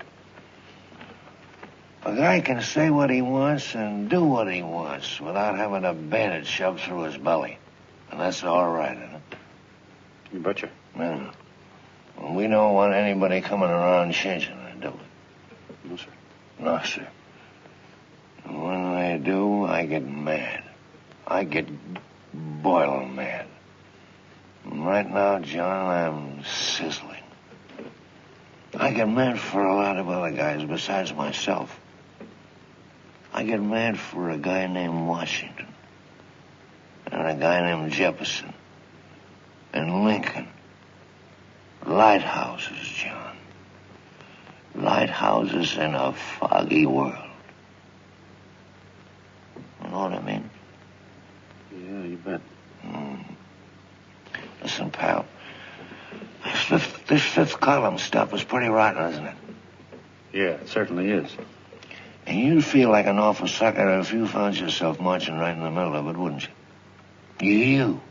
Of course, you wouldn't know it because you're gentle. But that's what you're doing. You're mixed up with a skunk, my boy. A no-good, dangerous skunk. Say, you're not talking about Mr. Norton, are you? I'm not talking about his grandfather's pet poodle. You must be wrong, Mr. Cannell. Because he's been marvelous about the John Doe clubs. Yeah? Say, you're sold on this John Doe idea, aren't you? Sure. Sure. I don't blame you. So am I. It's a beautiful miracle.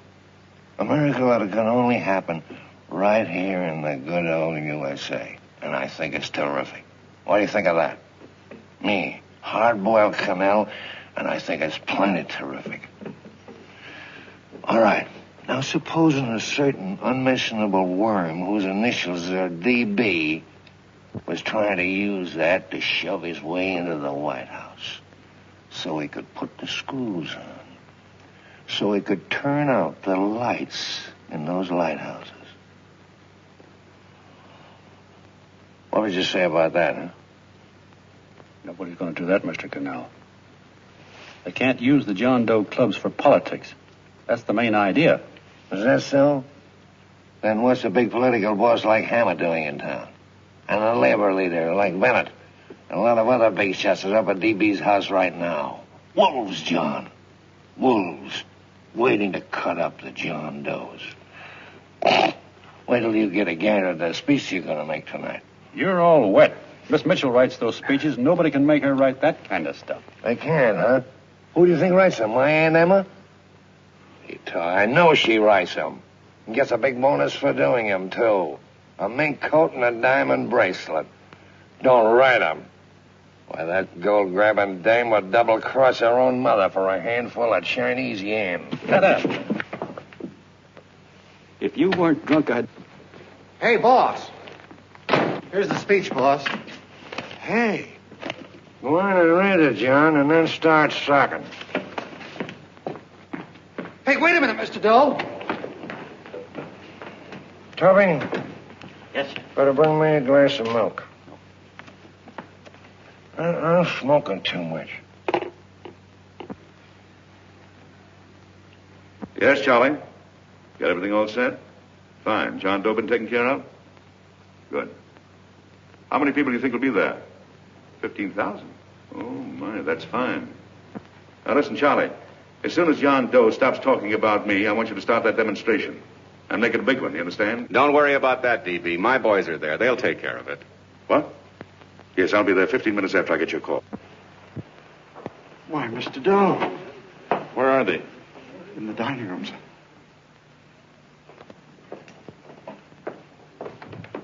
Now, gentlemen, I think we're about ready to throw that great big bombshell. Yeah, well, it's about time. Even a conservative estimate shows that we can count on anywhere between 10 and 20 million John Doe votes. Now, add to that the labor vote that Mr. Bennett will throw in, and the votes controlled by Mr. Hammett and the rest of you gentlemen in your own territories, and nothing can stop us. As I said before, I'm with you, providing you can guarantee the John Doe vote. Don't worry about that. You can count on me on one condition. Little Bennett's got to be taken care of. Didn't I tell you that everybody in this room would be taken care of? My agreement with you gentlemen stands. I'm with you, DB, but I still think it's a very daring thing we're attempting. These are daring times, Mr. Barrington.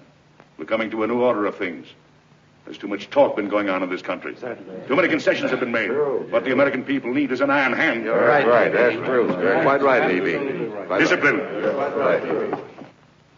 And now, may I offer a little toast to Miss Ann Mitchell, the brilliant and beautiful lady who is responsible for all this. Mr. Norton, I'd like to talk to you alone for a minute. Oh, Miss Mitchell has something to say to us. That's fine. Say it.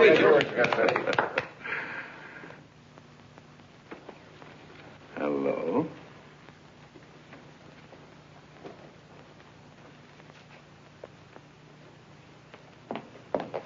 John, I'm so glad to see you. I was terribly worried. Did you write this? Yes, I did, John, but I had no idea what was going on. You didn't? No. That's a swell bracelet you're wearing.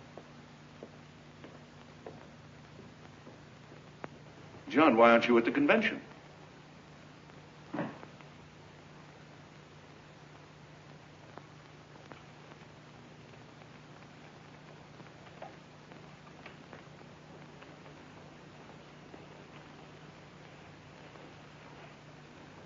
Is there anything wrong?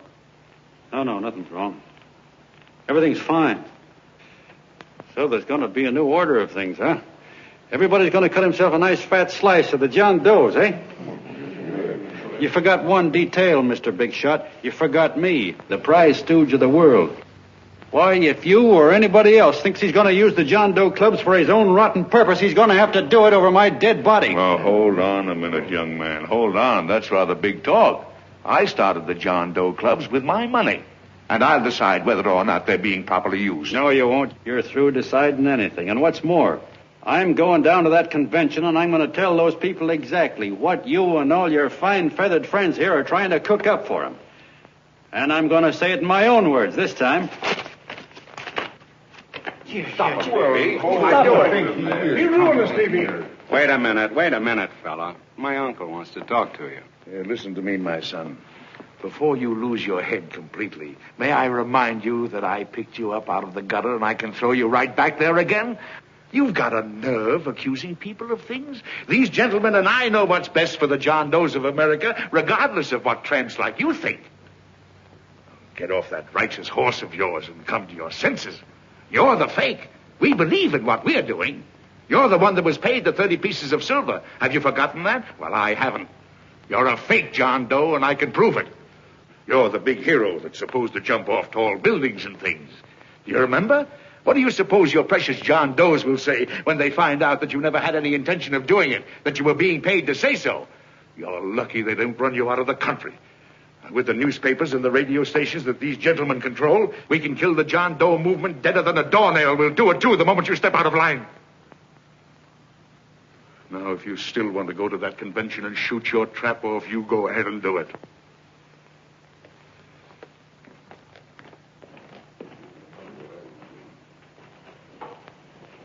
You mean to tell me you'd try to kill the John Doe movement if you can't use it to get what you want? You bet your bottom dollar we would.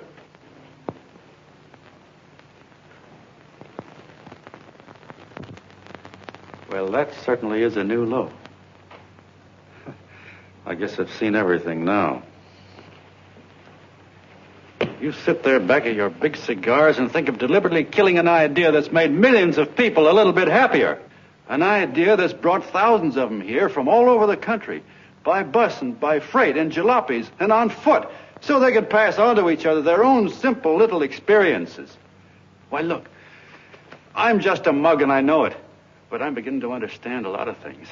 Why, your type's as old as history. If you can't lay your dirty fingers on a decent idea and twist it and squeeze it and stuff it into your own pocket, you slap it down. Like dogs, if you can't eat something, you bury it. Why, this is the one worthwhile thing that's come along. People are finally finding out that the guy next door isn't a bad egg. That's simple, isn't it? And yet a thing like that's got a chance of spreading till it touches every last doggone human being in the world, and you talk about killing it. Why, when this fire dies down, what's going to be left? More misery, more hunger, and more hate. And what's to prevent that from starting all over again? Nobody knows the answer to that one, and certainly not you with those slimy, bollocked-up theories you got. The John Doe idea may be the answer, though. It may be the one thing capable of saving this cockeyed world. Yet you sit back there on your fat, hulks and tell me you'll kill it if you can't use it. Well, you go ahead and try. You couldn't do it in a million years with all your radio stations and all your power. Because it's bigger than whether I'm a fake. It's bigger than your ambitions, and it's bigger than all the bracelets and fur coats in the world. You bet it is, John. And that's exactly what I'm going down there to tell those people. A minute, you ungrateful rat. My uncle's been too good. He's getting away. John! Give me the bullet. John!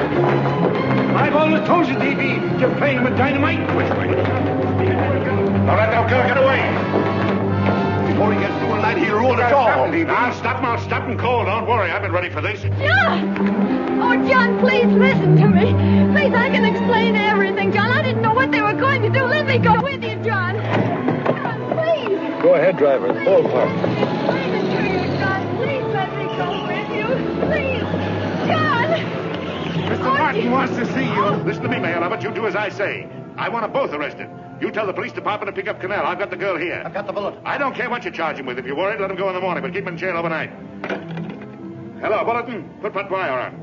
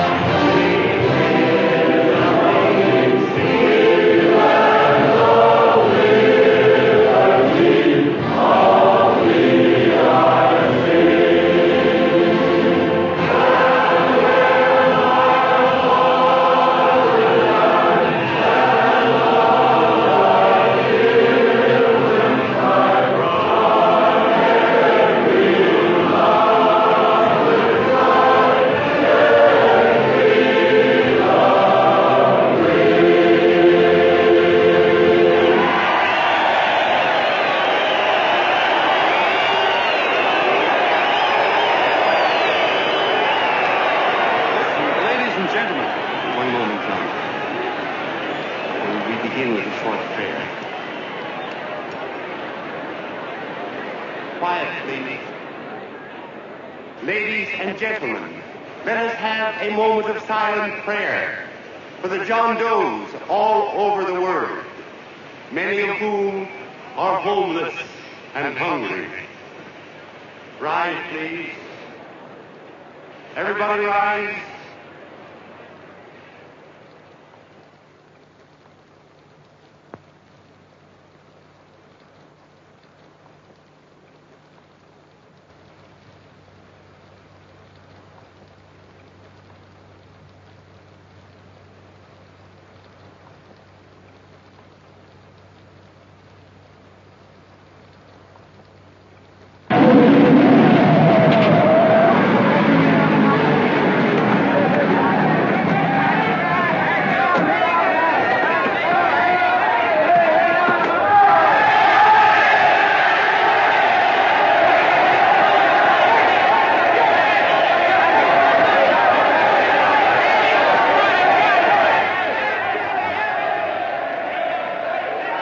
Newsboys.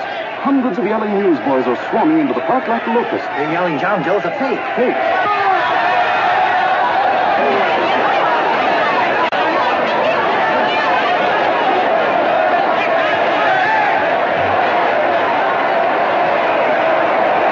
Federal investigation urged by Chamber of Commerce. How could he be a fake? It must be some kind of a gag. A what? A gag. A gag.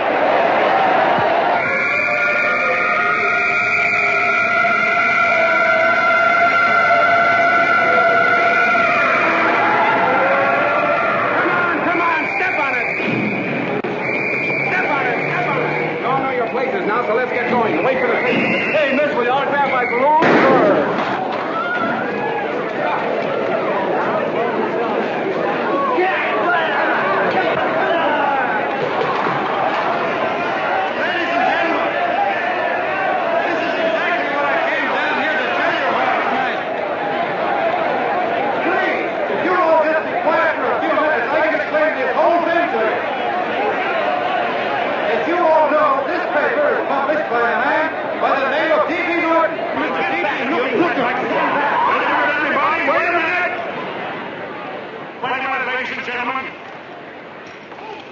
My name is D.B. Norton. You all know me. I accuse this man of being a faker. We've been taken for a lot of suckers, and I'm the biggest of the lot. I spend a fortune backing this man in what I believe to be a sincere and worthy cause, just as you all did. And now I find out it's nothing but a cheap racket cooked up by him and 2 of my employees for the sole purpose of collecting dues from John Does all over the country. That's a lie. It's not a lie. Nickels and dimes to stuff into their own pockets. You can read all about it in the newspapers there. That's a lie. Listen, ladies and gentlemen, don't believe what... This man had no intention of jumping off the top of a building. He was paid to say so. Do you deny that? That's got nothing to do with it. Were you paid for it, or weren't you? Yes, I was paid, but there And happened... what about the suicide note? You didn't write that either.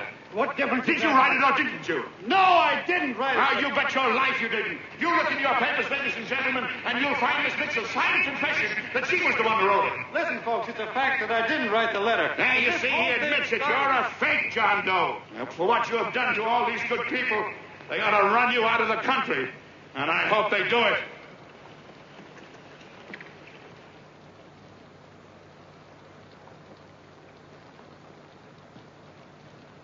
Speak up, John. We believe you. Please, listen, folks. Now that he's through shooting over his face, I've got a couple of things to tell you about... Come on, the rest of you get in here and riot. Break this crowd up. Come on. I'm sorry, folks, but we can't hear him anymore. Something's gone wrong with the loudspeakers. John Doe's a fake! Boo! They can't hear me. This thing's not working. Ladies and gentlemen.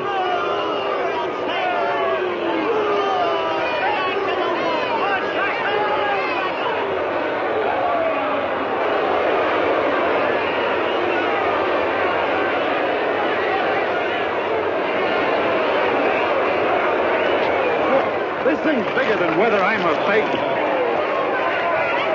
Look, Kirk, you believe me, don't you? Sure. I believe you. Walking my legs off, thinking up 5,000 signatures for a phony. Well, there you are, Mr. Doe. 5,000 names asking you not to jump off any roof. It makes no difference, Bert. The idea's still good. We don't have to give up our club. Yeah, well, you can have it.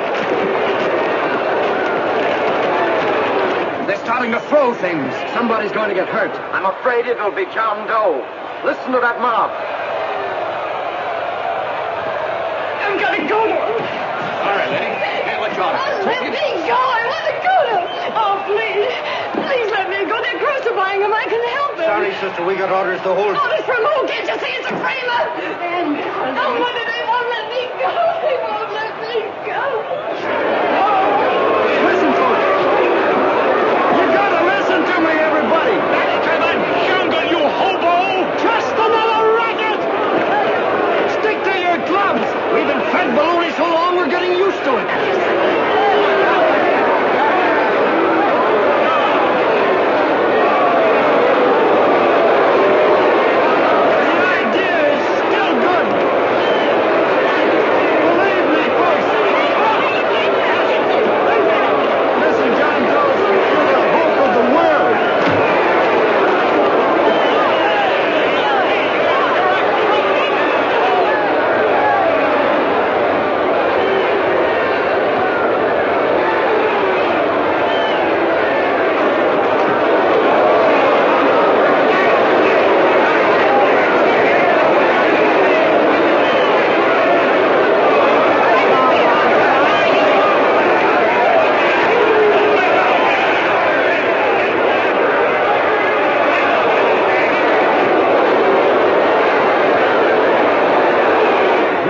Managed to get him out of the park.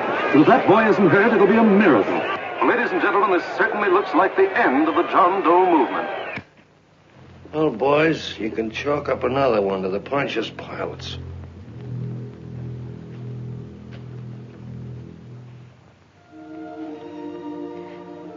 I should have been there. I could have helped him. He was so all alone. Thought I was going to be mighty ashamed of ourselves after tonight. We certainly didn't give that man much of a chance.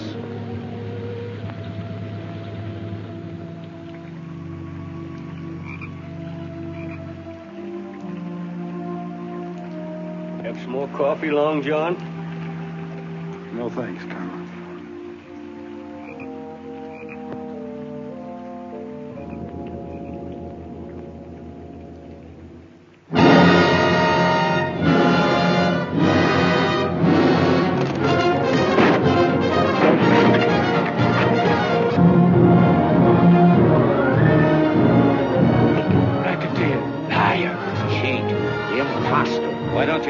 Christmas Eve at midnight.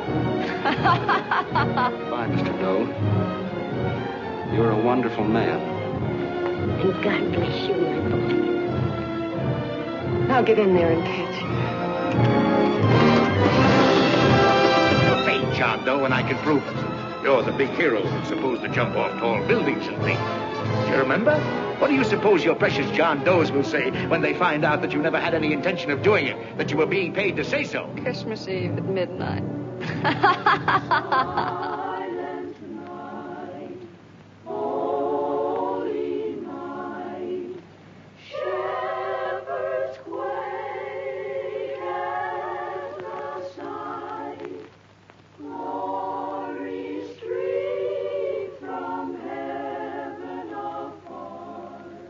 Merry Christmas, son. Merry Christmas.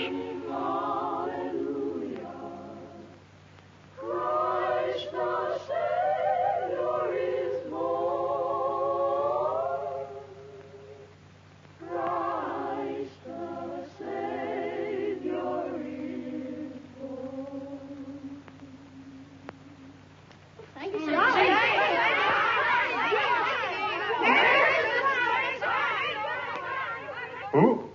John Doe. Is that screwball still around? Dame's been calling all day. Sure, I know. Yeah, at midnight, huh? Okay, lady. We'll have the place surrounded with nets. They're laughing at me.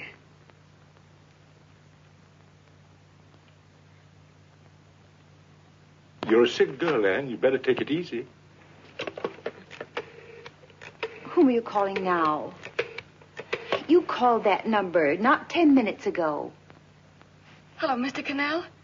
Have you seen him yet? Now, listen, Ann. He can't possibly get in without our seeing him. I'm watching the side door, and the colonel's out front, so stop worrying. Oh. Thank you.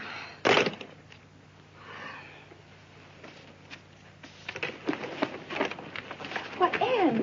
Anne, don't be foolish.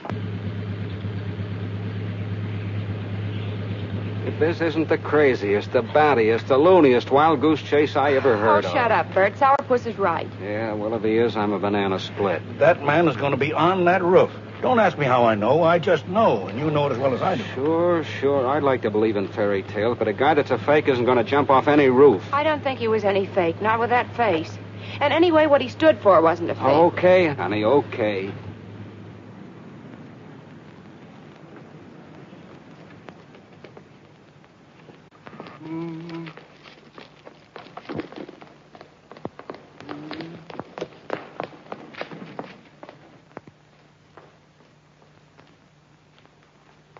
Elevators ain't running. Colonel, You shouldn't have got out of bed, miss. has he been here? No. Have you seen him? I ain't seen him for a week. Where's Cannell? He's watching the other door. Oh, you're swell. Oh.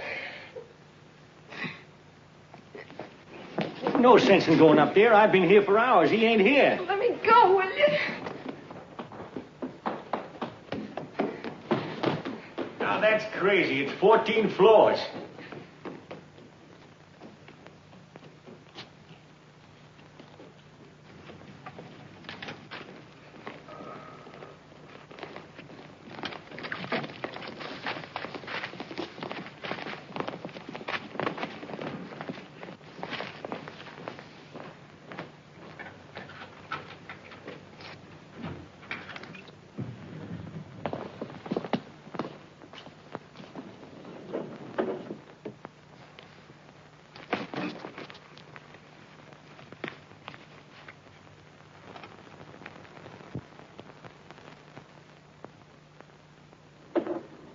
far as the elevator goes. We got to walk up to the tower.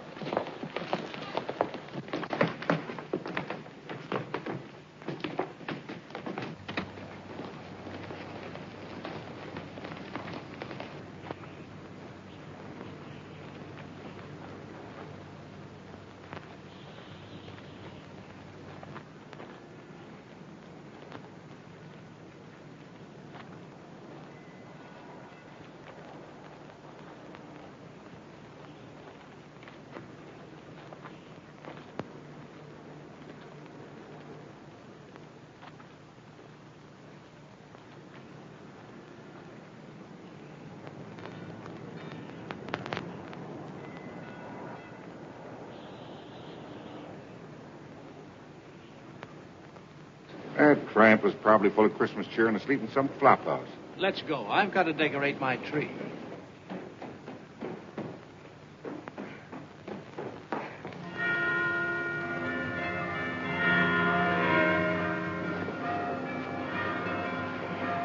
Well, I give up.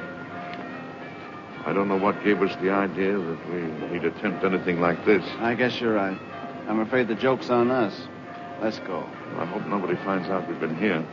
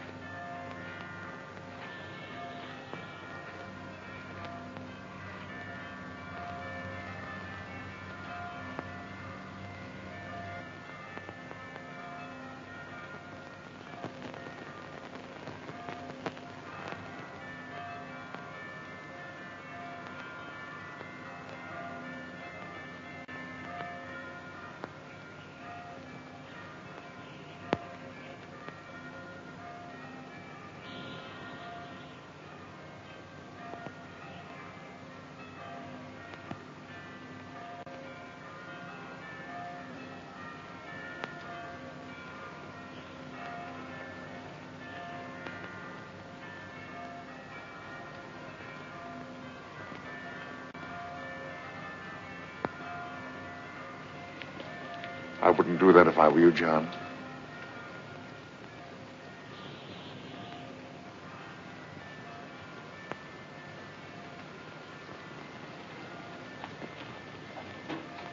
It'll do you no good. The mayor has policemen downstairs with instructions to remove all marks of identification you may have on your person. You will be buried in Potter's Field, and you will have accomplished nothing.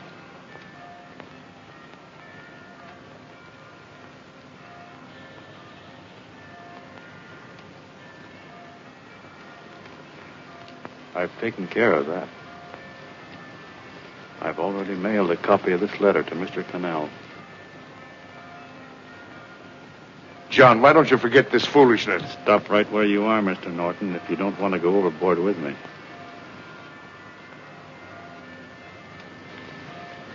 I'm glad you gentlemen are here. You killed the John Doe movement, all right. But you're going to see it born all over again.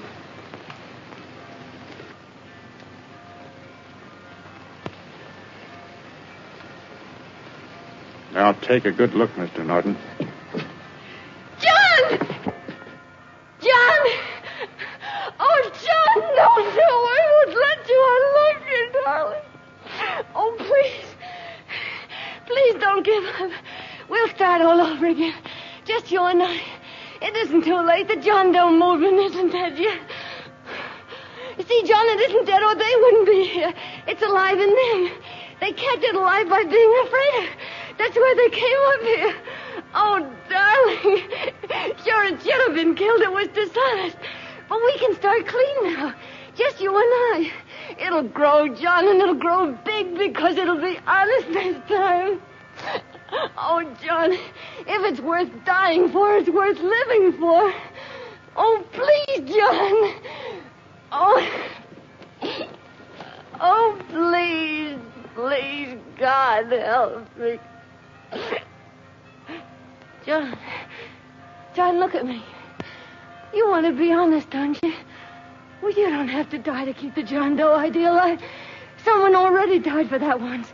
The first John Doe. And he's kept that idea alive for nearly 2,000 years. It was he who kept it alive in them. And he'll go on keeping it alive forever and always. For every John Doe movement these men kill, a new one will be born. That's why those bells are ringing, John. They're calling to us. Not to give up, but to keep on fighting, to keep on pitching. Oh, don't you see, darling? This is no time to give up. You and I, John, we... Oh, no. No, John. If you die, I want to die, too. Oh, I love you. Oh, John.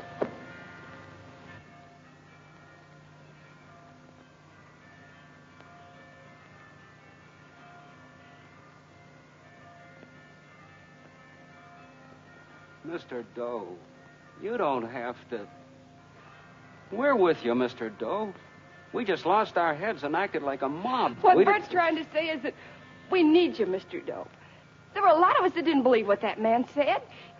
We were going to start up our John Doe Club again, whether we saw you or not. Weren't we, Bert?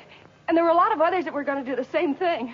Well, Mr. Sourpuss even got a letter from his cousin in Toledo. I got it right here, Mr. Doe. Only it'd be a lot easier with you. Please. Please come with us, Mr. Doe.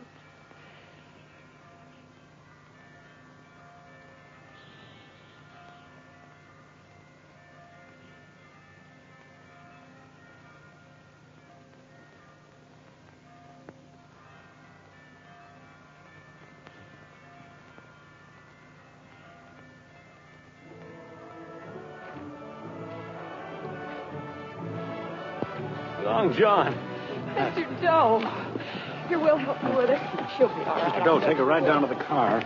And right out. We got a car right down to where They are, Norton, the people. Try and lick that.